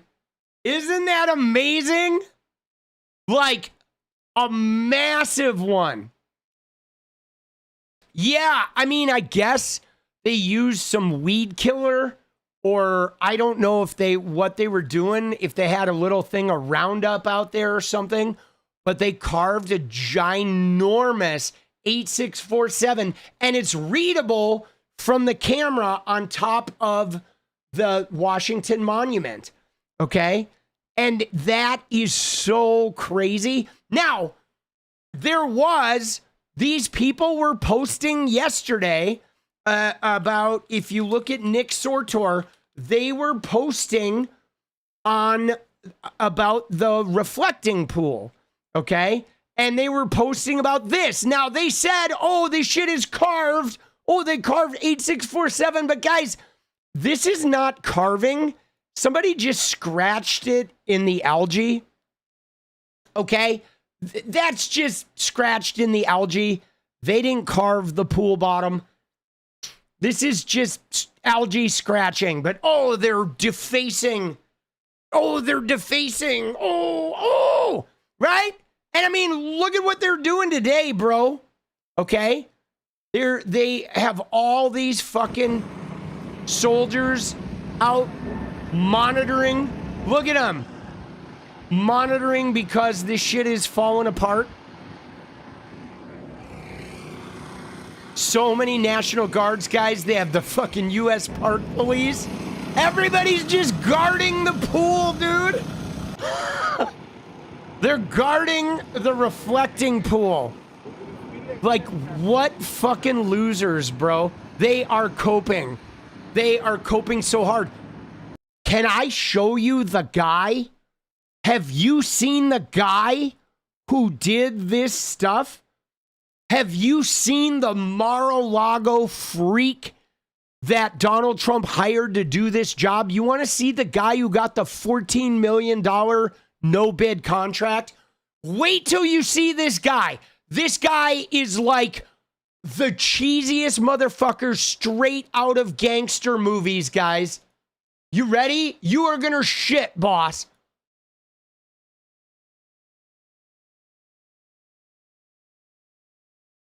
This is the guy.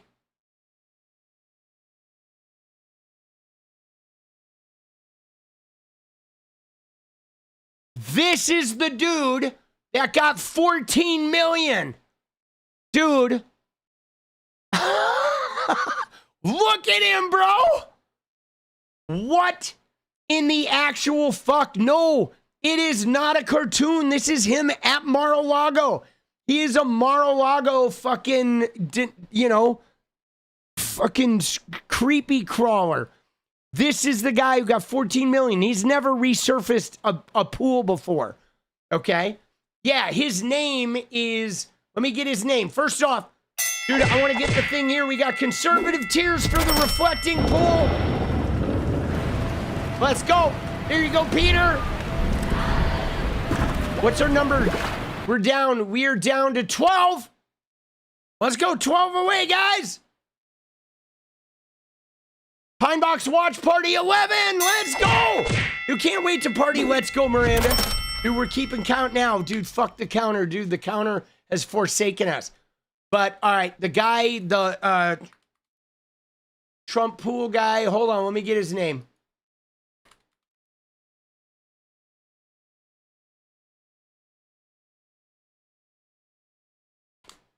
His name is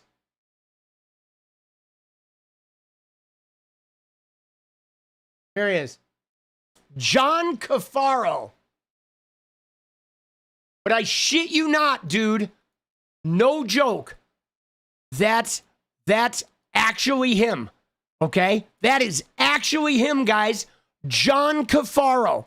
Firm tied to a Trump donor, got the no-bid contract, okay? And he has never done any pool shit before. There he is. Oh my God, bro. This is a relatively old picture of him, but that's the fucking guy. This one is pretty recent. Dude, oh my God, isn't he gnarly? That was him. Look at the picture they used, guys. They used a picture of him from 24 years ago. What the fuck, bro? You see that? You see how the New York Times is like making this guy look like less degenerate because they used a picture from 24 years ago to make this guy look less crazy. The New York Times washing his nuts. Dude, we need Tommy to dance. Let's go, Elf. Let's go, baby. Now we're down to 10, boss. The final 10. We got this. Dude, let's go. Isn't that wild how the New York Times holds water for him? Because if you look at him now, John Cafaro, dude, this guy is fucking like crazy, bro.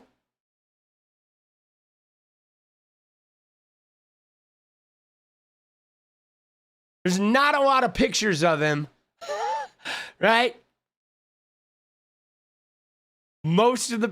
I think he scrubs his pictures. But this is the most recent, okay? This is the most recent photo of him.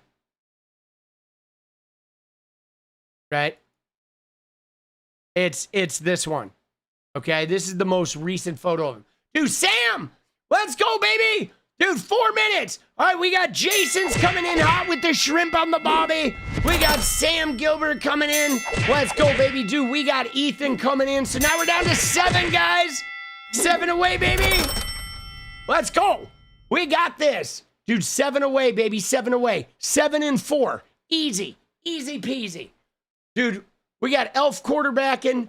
Dude, this guy, would you give this guy $14 million? There's no way, dude. I would not give this guy $14 million. I mean, look at him. He doesn't even know how to dress, bro. Who fucking dressed this guy? You know what I'm saying? Like Scooby-Doo? I'm serious. Who dressed this guy? This guy got dressed by like a Reno, Nevada gangster. Have you been to Reno? Reno is like where all the people that are too tacky for Vegas go. Reno is like the tackiest motherfuckers on the planet. Dude, shrimps on the bobby, Jason's. Stradiana, let's go 6 away, baby. 6, 6, 6. Dude, that's nuts. I mean, no wonder this pool is fucked up, bro. No wonder this pool is fucked up. And they didn't do a competitive bidding process. They instantly gave shit to fucking, you know, John J. Cafaro, JJ Cafaro Investment Trust. He's a Trump donor, a neighbor to Mar-a-Lago. And the water treatment company used Cafaro's Palm Beach mansion as their address. Cafaro, owner of Green Water Services. Green Water. Thank you, 𝗏𝗏. Let's go, dude. Elf. There's another one. Let's go, baby. 4 away, guys. 4 away. And then there were 4 and 2, baby. Come on. We're so close. We got this. Isn't that wild? Disgusting, bro. Dude, disgusting. Who's this woman? Why is she hanging out with this guy? How much did he have to pay?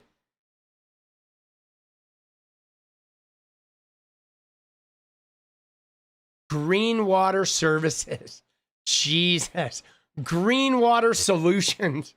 Jesus, dude.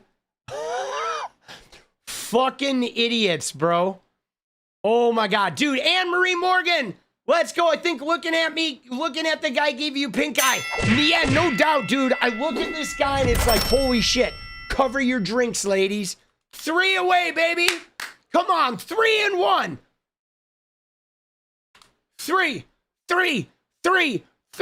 We got this. Dude, I'm serious. This guy is one of the gnarliest, ugliest looking motherfuckers like I've ever seen before.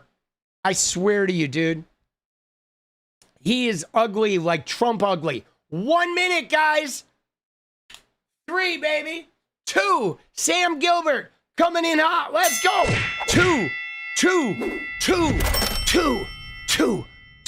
We got this. 2 away. 2-1. 2-1, baby. 2-1. One away, dude. Get this done. Let's go, Elf. Dude, Mr. Moj, let's go. There it is, dude. There it is. Oh, shit. Dude, Elf, get this done. Dude, Mr. Moj, LFG came in hot. Dude, Cafaro looks like a Temu gangster. Temu gangster with no shrimps on the bobby. Thank you, Jason's. Dude, T-Bone. Highlander, let's go. Dude, let's go, dude. Tiana. Tiana with you from Australia. Another many shrimps on the bobby. Let's go. Let's go, Paula, baby. Hey! Sakatada. Sakatada. Dude.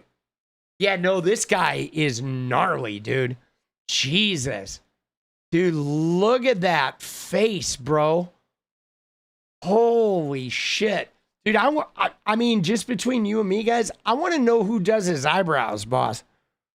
That is some fucking... Dude, and what about that mustache? Bro. Dude, did he... I think he had that mustache, like... I think that shit is, like, carved, etched.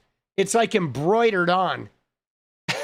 Dude, an embroidered mustache.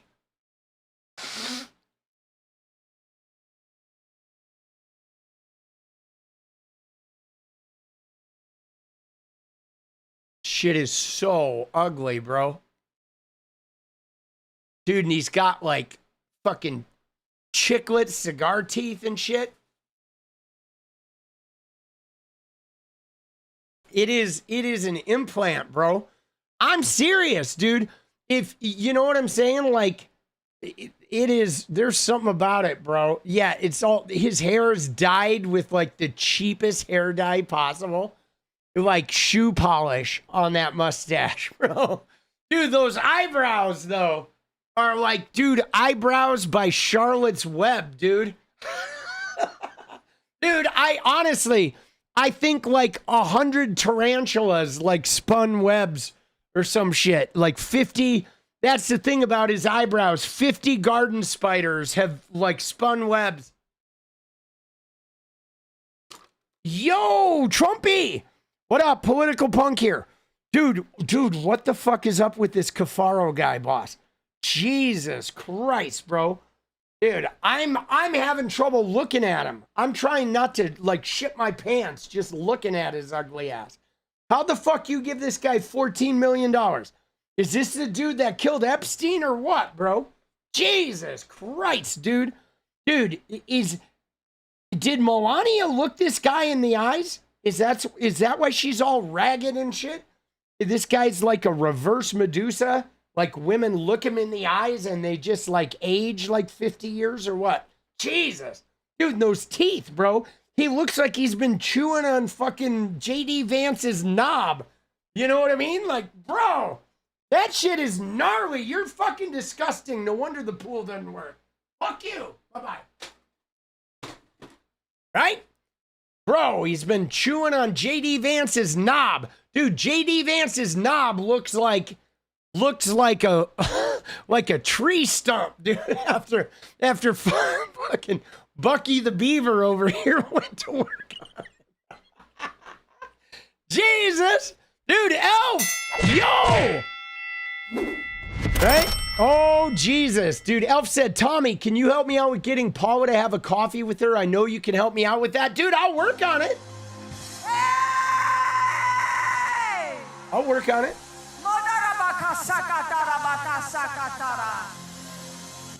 Dude, Cafaro's daughter, does he have a daughter?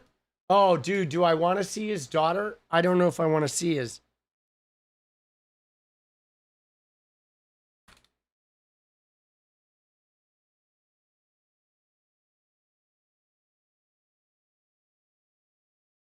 What's her name? Oh my God, bro. Dude, Capri?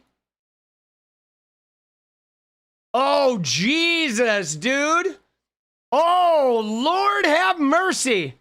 Dude, she looks just like him.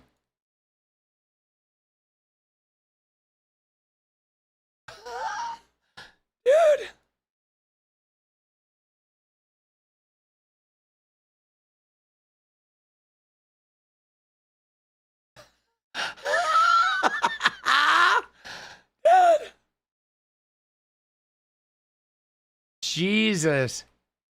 Bro. All right. Dude, that shit is wild.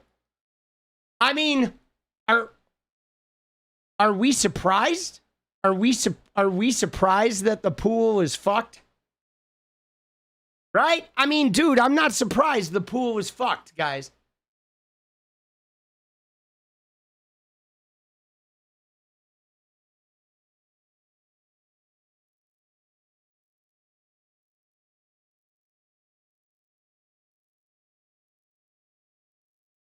I am not surprised. Bible IMAXing, she definitely had some of those evangelical eyes. Absolutely. The TPUSA eyes. Now, guys, we got to finish with something, okay? We got to finish here coming in hot because I have Fortnite tomorrow. So we're going to finish with two things real quick. I want to look at the Giorgia Meloni, okay? Meloni fucking went off on Trump. There was some Giorgia Meloni drama. And then we got to look at the Erika Kirk. We got to look at the Erika Kirk fucking thing, okay? Right? So let's look at Giorgia Meloni. I mean, kudos to these guys. This is crazy, though. The fact that the whole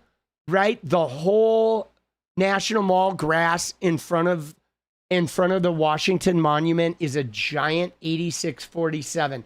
I mean, it's just, dude, Trump just can't fucking win, bro. Right?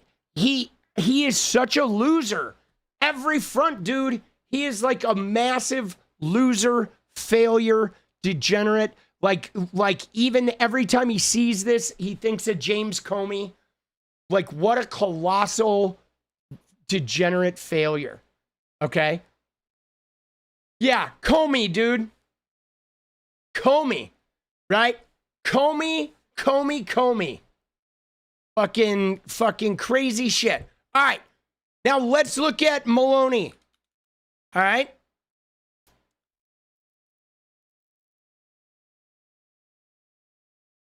Because, all right, I need the Trump clip. Wait, let me find the Trump clip for Meloni where Trump talks about her. All right? Because, of course, I mean, you saw the video I made, right? Where he was being a fucking degenerate with the women, right? Obviously, he tried to kiss Brigitte Macron, but he was like creeping on the fucking G7 aide who showed him to his seat. Okay? And yeah, dude, she can't stand Trump like everybody can't stand Trump. Okay? And here they are, dude. Here they are. Trump saying she wanted a photo. But dude, look at her. She does not look like she's begging him to fucking hang out with him. She looks like she's fucking telling his dumbass off, bro. Dude, look at that. That is not her saying, "Oh, will you please take a photo with me? Will you please take a photo with me?" That's more like her telling him to fuck off. I like this one where she's like stretched across the chair. Dude, she is a fascist. I don't fucking like her. You know what I'm saying? I don't. But again, I like shitheads attacking shitheads. You know what I'm saying? It's good fucking work. But so here's what Trump said. He said, she's probably happy I talked to her.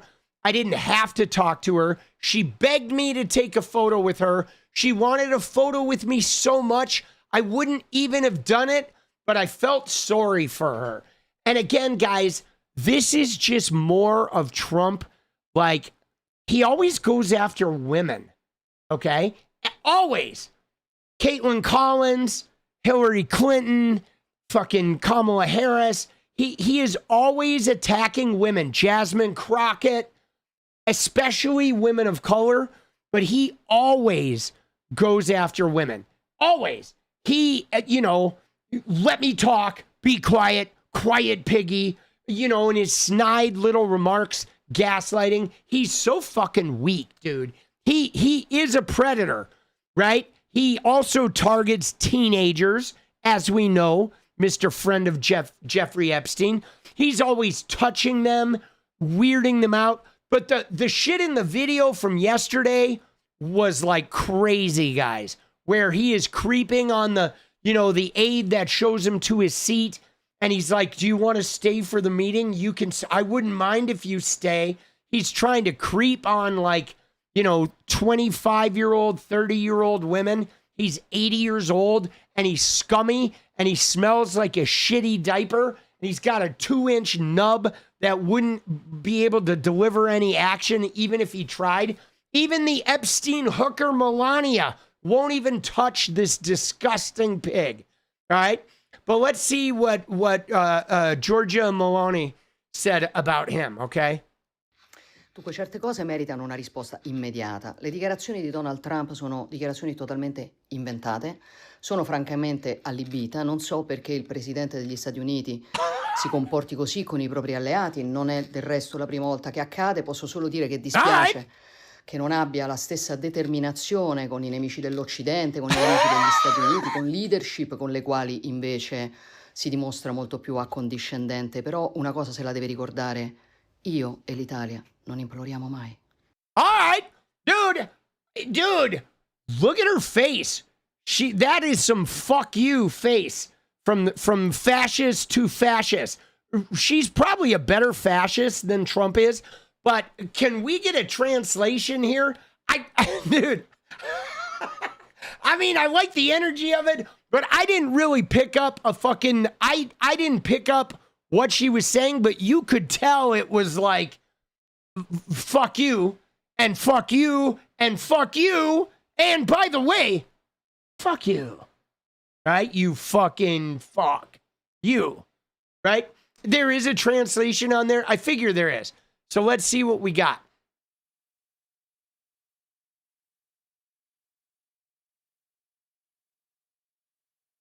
Where is the translation?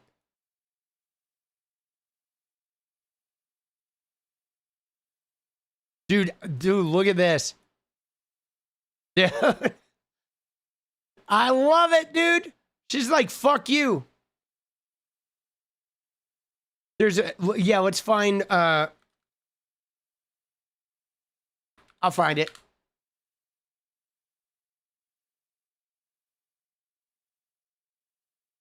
Okay, so here's her remarks. So translated to English, it says, so certain things deserve an immediate response. Donald Trump's statements are completely made up. I am frankly stunned. I don't know why the president of the United States behaves this way with his own allies. It's not the first time this has happened. After all, I can only say it's a shame he doesn't show the same determination with the enemies of the West, with the enemies of the United States, with leaders with whom instead he proves to be much more accommodating. But he must remember one thing: Italy and I never beg. And yeah, so dude, all right, here we go, translated to English. Dunque, certe cose meritano. So certain things deserve an immediate response. Donald Trump's statements are completely made up. I am frankly stunned. I don't know why the President of the United States behaves this way with his own allies. It's not the first time this has happened, after all. I can only say it's a shame.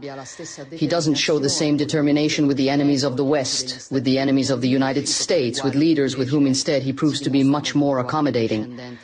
But he must remember one thing: Italy and I never beg. Dude, let's go. Dude, let's go. Now, guys, I mean, dude, she's not wrong, okay? This is the one thing that is baffling, that makes us wonder about the P tape, that makes us wonder about, what Netanyahu has on him, the Epstein videos, what Putin has on him, because Trump literally polishes the fucking knob of every enemy, and then he berates all of his allies. Every ally, he berates, he browbeats them, he threatens them, he smugly acts like he owns them, walks around like a degenerate, and then he gets down on his hands and knees and sniffs the ass crack of every degenerate enemy motherfucker, right? Dude, he was definitely begging for a diaper change, boss. Without a doubt. Without a doubt, man. She's like, you know what? Fuck you, buddy. Fuck you. I'm not going to change your fucking diaper, you smelly asshole. The fuck out of here. Yo, hey, Stinky, what are you doing? The fuck out of here, boss. Dude, he is such a, like an ugly Frankenstein motherfucker. Isn't he? Isn't Trump, he's like Frankenstein. He looks like Frankenstein, but like an ugly, dumb version of Frankenstein. A dumb, charmless version of Frankenstein. I can't wait for the pine box, guys. I'm going to dance on it. I'm going to piss on it. I'm going to cherish it. Okay? The pine box. I can't wait. All right. Last thing. Thank you, Giorgia. We appreciate you. But the last thing we got to look at, guys, is this shit. Oh, my God.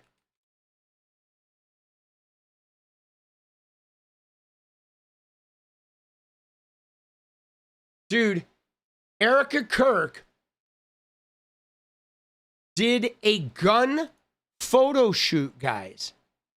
Okay? With her mom. Look at this shit, dude. This is Erika Kirk back when she was Erika 𝗏𝗏 wearing a, like, whatever she is wearing. A fucking Uncle Sam dress. Yes, desecrating the flag. And that's her mom. And they're like carrying weapons. Okay? She did some fucking firearm, right? She did some firearm video with her fucking mom, bro. Okay? I mean, this shit is whacked out. I think this might be AI. That one is AI, but this is actually not a joke, guys. As far as I can tell, this is actually real. I want to look into this more because I am super intrigued by this fucking gun photo shoot. Let's see if we can get some details.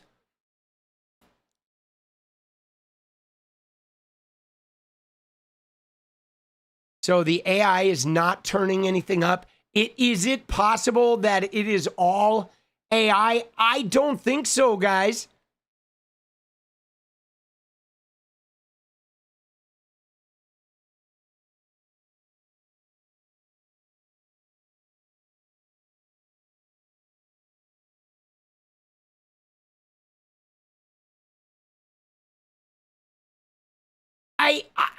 I'm going to have to look in further.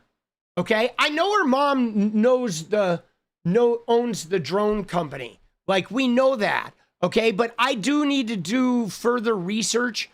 Okay? Because I was looking at this today, and I know the AI, though, is not trustable, because when the AI says there's no public information, I don't believe that. Okay? Because I know, here's what we do know. Okay, is what we know is that she did those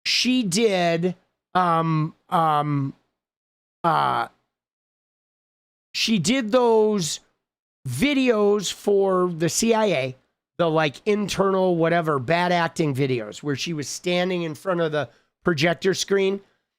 And we know both of her parents own drone companies. Her mom owns a drone company, and her dad owns a drone company, and her dad is like really hard to even track down who this motherfucker is.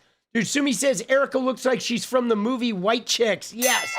Now, she had a failed modeling career where she didn't actually do any real modeling, because if you look at her, she does not have like a real model's body. Okay, she is more corn pone. And so that's why she did the beauty pageants. And I've seen, wisps of her involved with this particular photo shoot or whatever, supposedly her and her mom with these weapons. Now, I am going to do some deep research about this, guys, and find out if this is actually true or if this is like an AI gag. Because the thing about this is some of these images look like AI.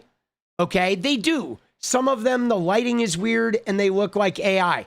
And then some of them actually look accurate. You know what I'm saying? Like that and her mom. That is a frighteningly accurate photo of what her mom looks like. Okay. And again, her dad, we looked for him once. There's only like one known photograph of her dad. Now, here's where it gets difficult though, guys. And again, I'm not going to do it now because I have Fortnite tomorrow, so I do have to go and make videos. But here's the thing. They scrub, okay? When you pay companies, and I don't know if you realize this, but the shit that appears on the internet when you search for people, a lot of that is controlled, okay? It is. You can hire services to scrub your shit from the internet, to remove it. You hire people to edit your Wikipedia page. I mean, if you have enough money, you can have your entire narrative just be, a couple quotes that you've given to magazines, and that shit will be the only thing you find on the internet. Okay?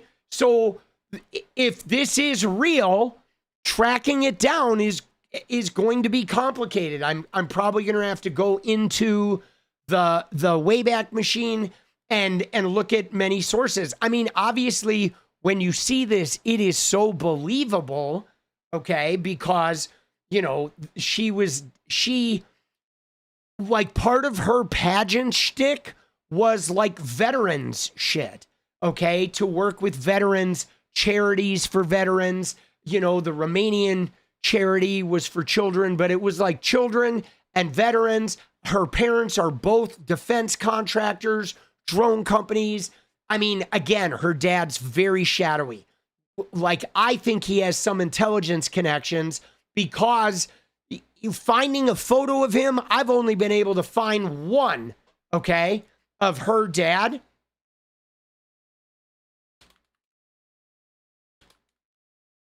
Right? If Kent, okay, if you look at Kent Francevy, the only image, let me show you, the only image of Kent that exists is, where is it?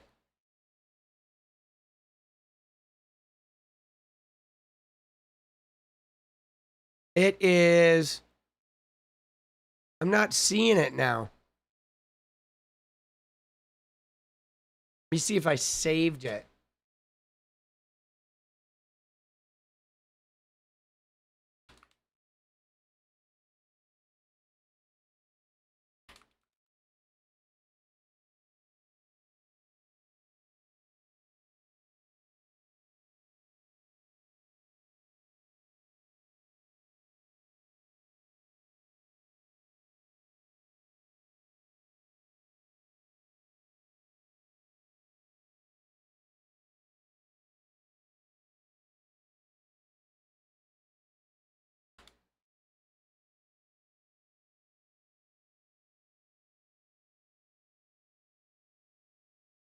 See, this is saying it's him.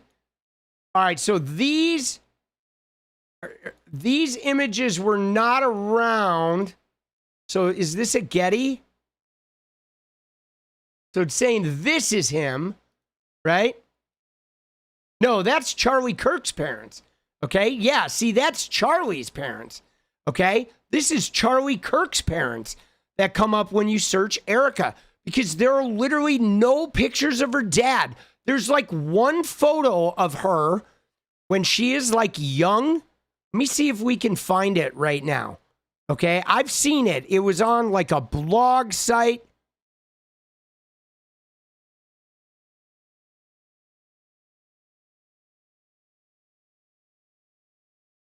And it was, you could barely see him. Dude, we're fucking, holy shit, dude. The chat's blowing up.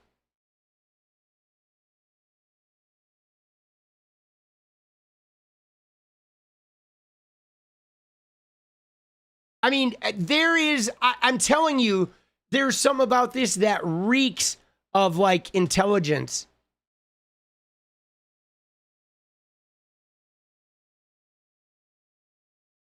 All right, let me see.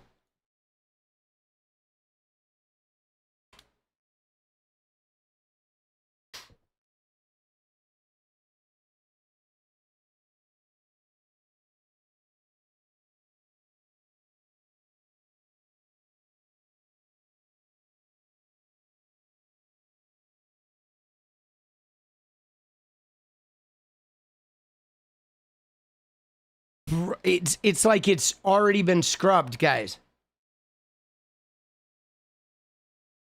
All right, so let me see. Erika, I think Franz V photo when young.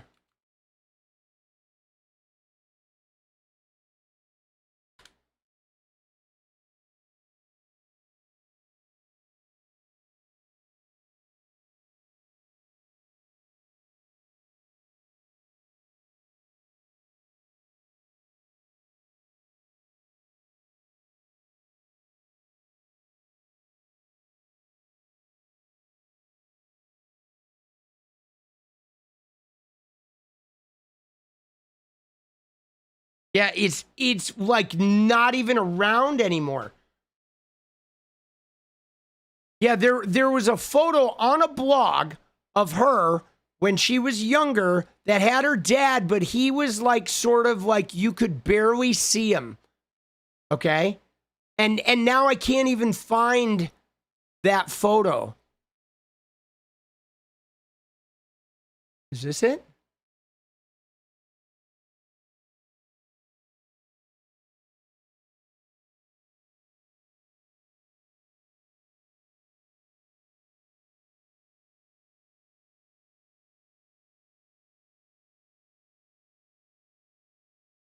Dude, what a name, Fransby. See, isn't that wild? Like, it should be not that hard to find a photo of somebody famous's father, okay? This is like highly, highly unusual that a guy who is the parent of somebody that was married to Charlie Kirk, that famous, and there's tons of photos of her mother, but there's no photos of her father, which is like very, you know, very intelligence asset-y kind of deal. It's fucking, that is very bizarre, guys.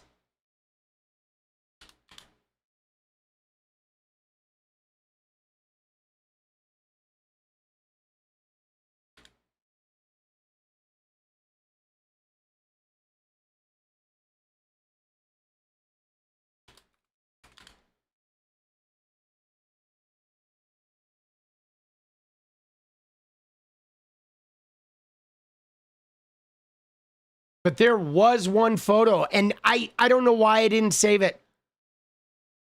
But now I'm not even finding it. It was a blog, and she was a teenager, and he was there, but his face, you could only see part of him.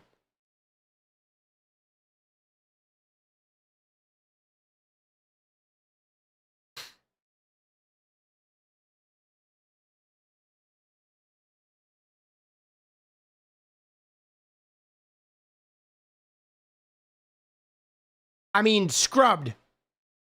Absolutely scrubbed.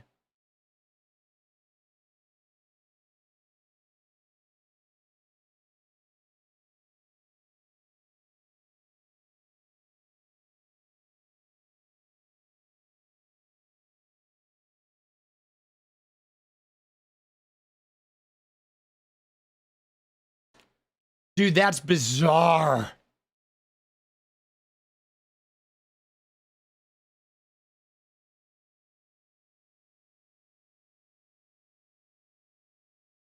It's not the way young white mailman. Hey, this might be it. Might be on this website.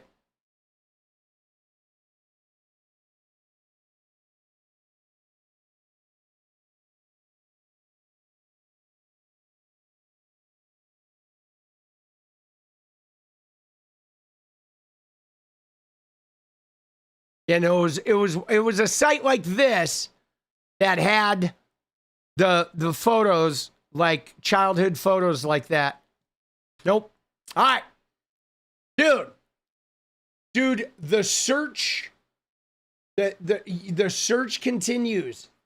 We're like, it's really weird though. But guys, I want to know, right? I want to know. Yeah, no, I will look on the search engines, because I know that Sergey Brin, like Google, they're all in on it. Dude, Google's in on this shit. Dude, Sergey Brin, Elon, they were all at the island. Okay, all of those guys. Dude, we are like in Epstein. Yeah, I'll look it up on like DuckDuckGo. All right.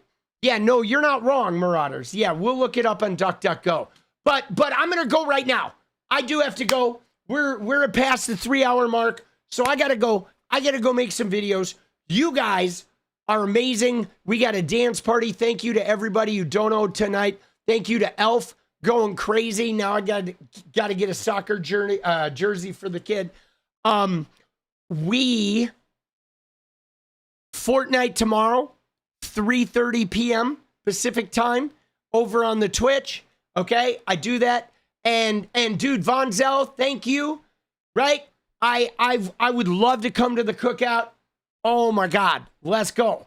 Dude, I want to cook out. Dude, I want some fucking Southern fried chicken is what I want, man. That shit, dude, is insane.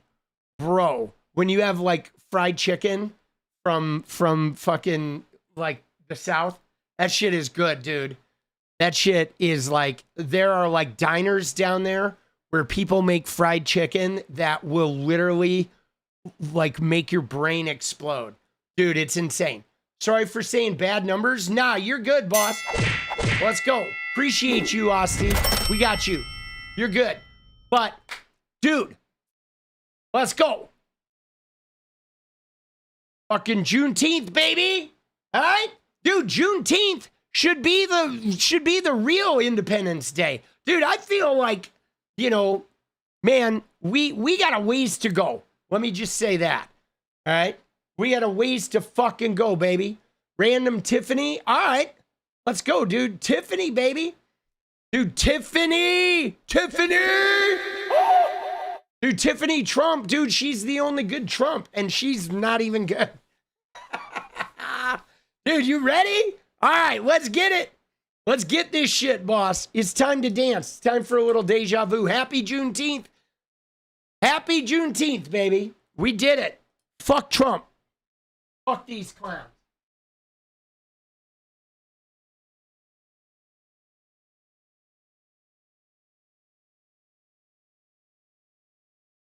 Getting a haircut. Haircut Monday. Dye job sometime next week.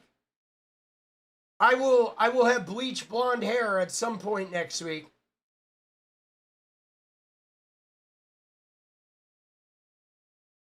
Dude, now I want fried chicken, dude. Now I may need to go to Popeyes, boss. Shit, dude. Dude, I may have to head over to Popeyes. Fuck, bro. God damn it. Dude, I need to eat healthy. But I am like craving some Popeyes. Actually, there's a place in Portland that's even better than Popeyes, guys. There is, you ready for this? Don't hate me for this. But in North Portland, there is a gas station that has a like chicken deep fry thing, a setup, a little chicken restaurant in a gas station. It's called 𝗙cie 𝗿𝗍𝗏𝗏. And with K's, 𝗙cie 𝗿𝗏𝗏𝗏, and it is better than Popeyes. It is the greatest fried chicken on the West Coast. Hand down. It's called 𝗙cie 𝗿𝗏𝗏𝗏, dude. It is so good. It's at a gas station. Dude, it is so good. Oh my God. It's amazing. They have a fucking pressure cooker there, a pressure cooker. It is amazing, dude. It's so good.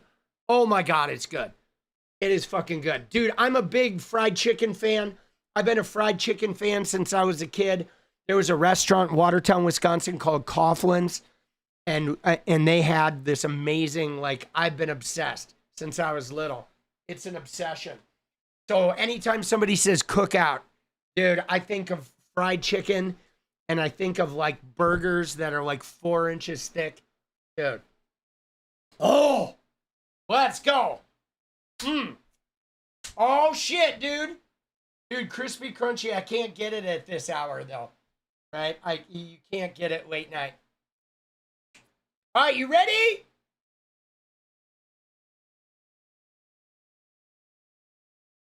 Dude, let's go. All right, here we go. It's time to go. Time to get crazy. Time to get crazy. Little deja vu. Let's get it. Come on.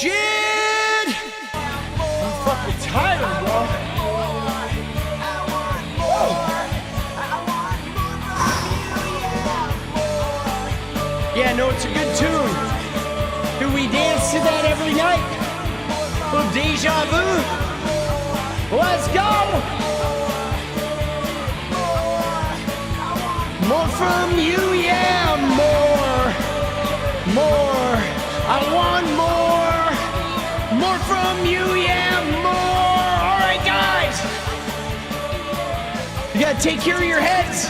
I know we have that talk in the beginning about health and shit. Dude, take care of your head. Stress management. Stay in touch with things like hope and belief that like opportunity awaits and that you will find it. And in the meantime, baby, stay radiant. I'll see you guys tomorrow. Thank you and good night.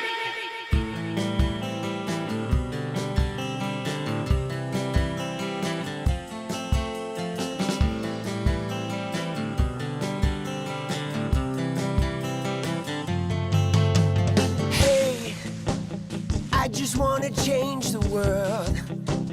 I just want the perfect girl. I don't want to hang around, I'd rather be found. It gets better, I wonder, my pleasure together. Everyone's waiting, anticipating.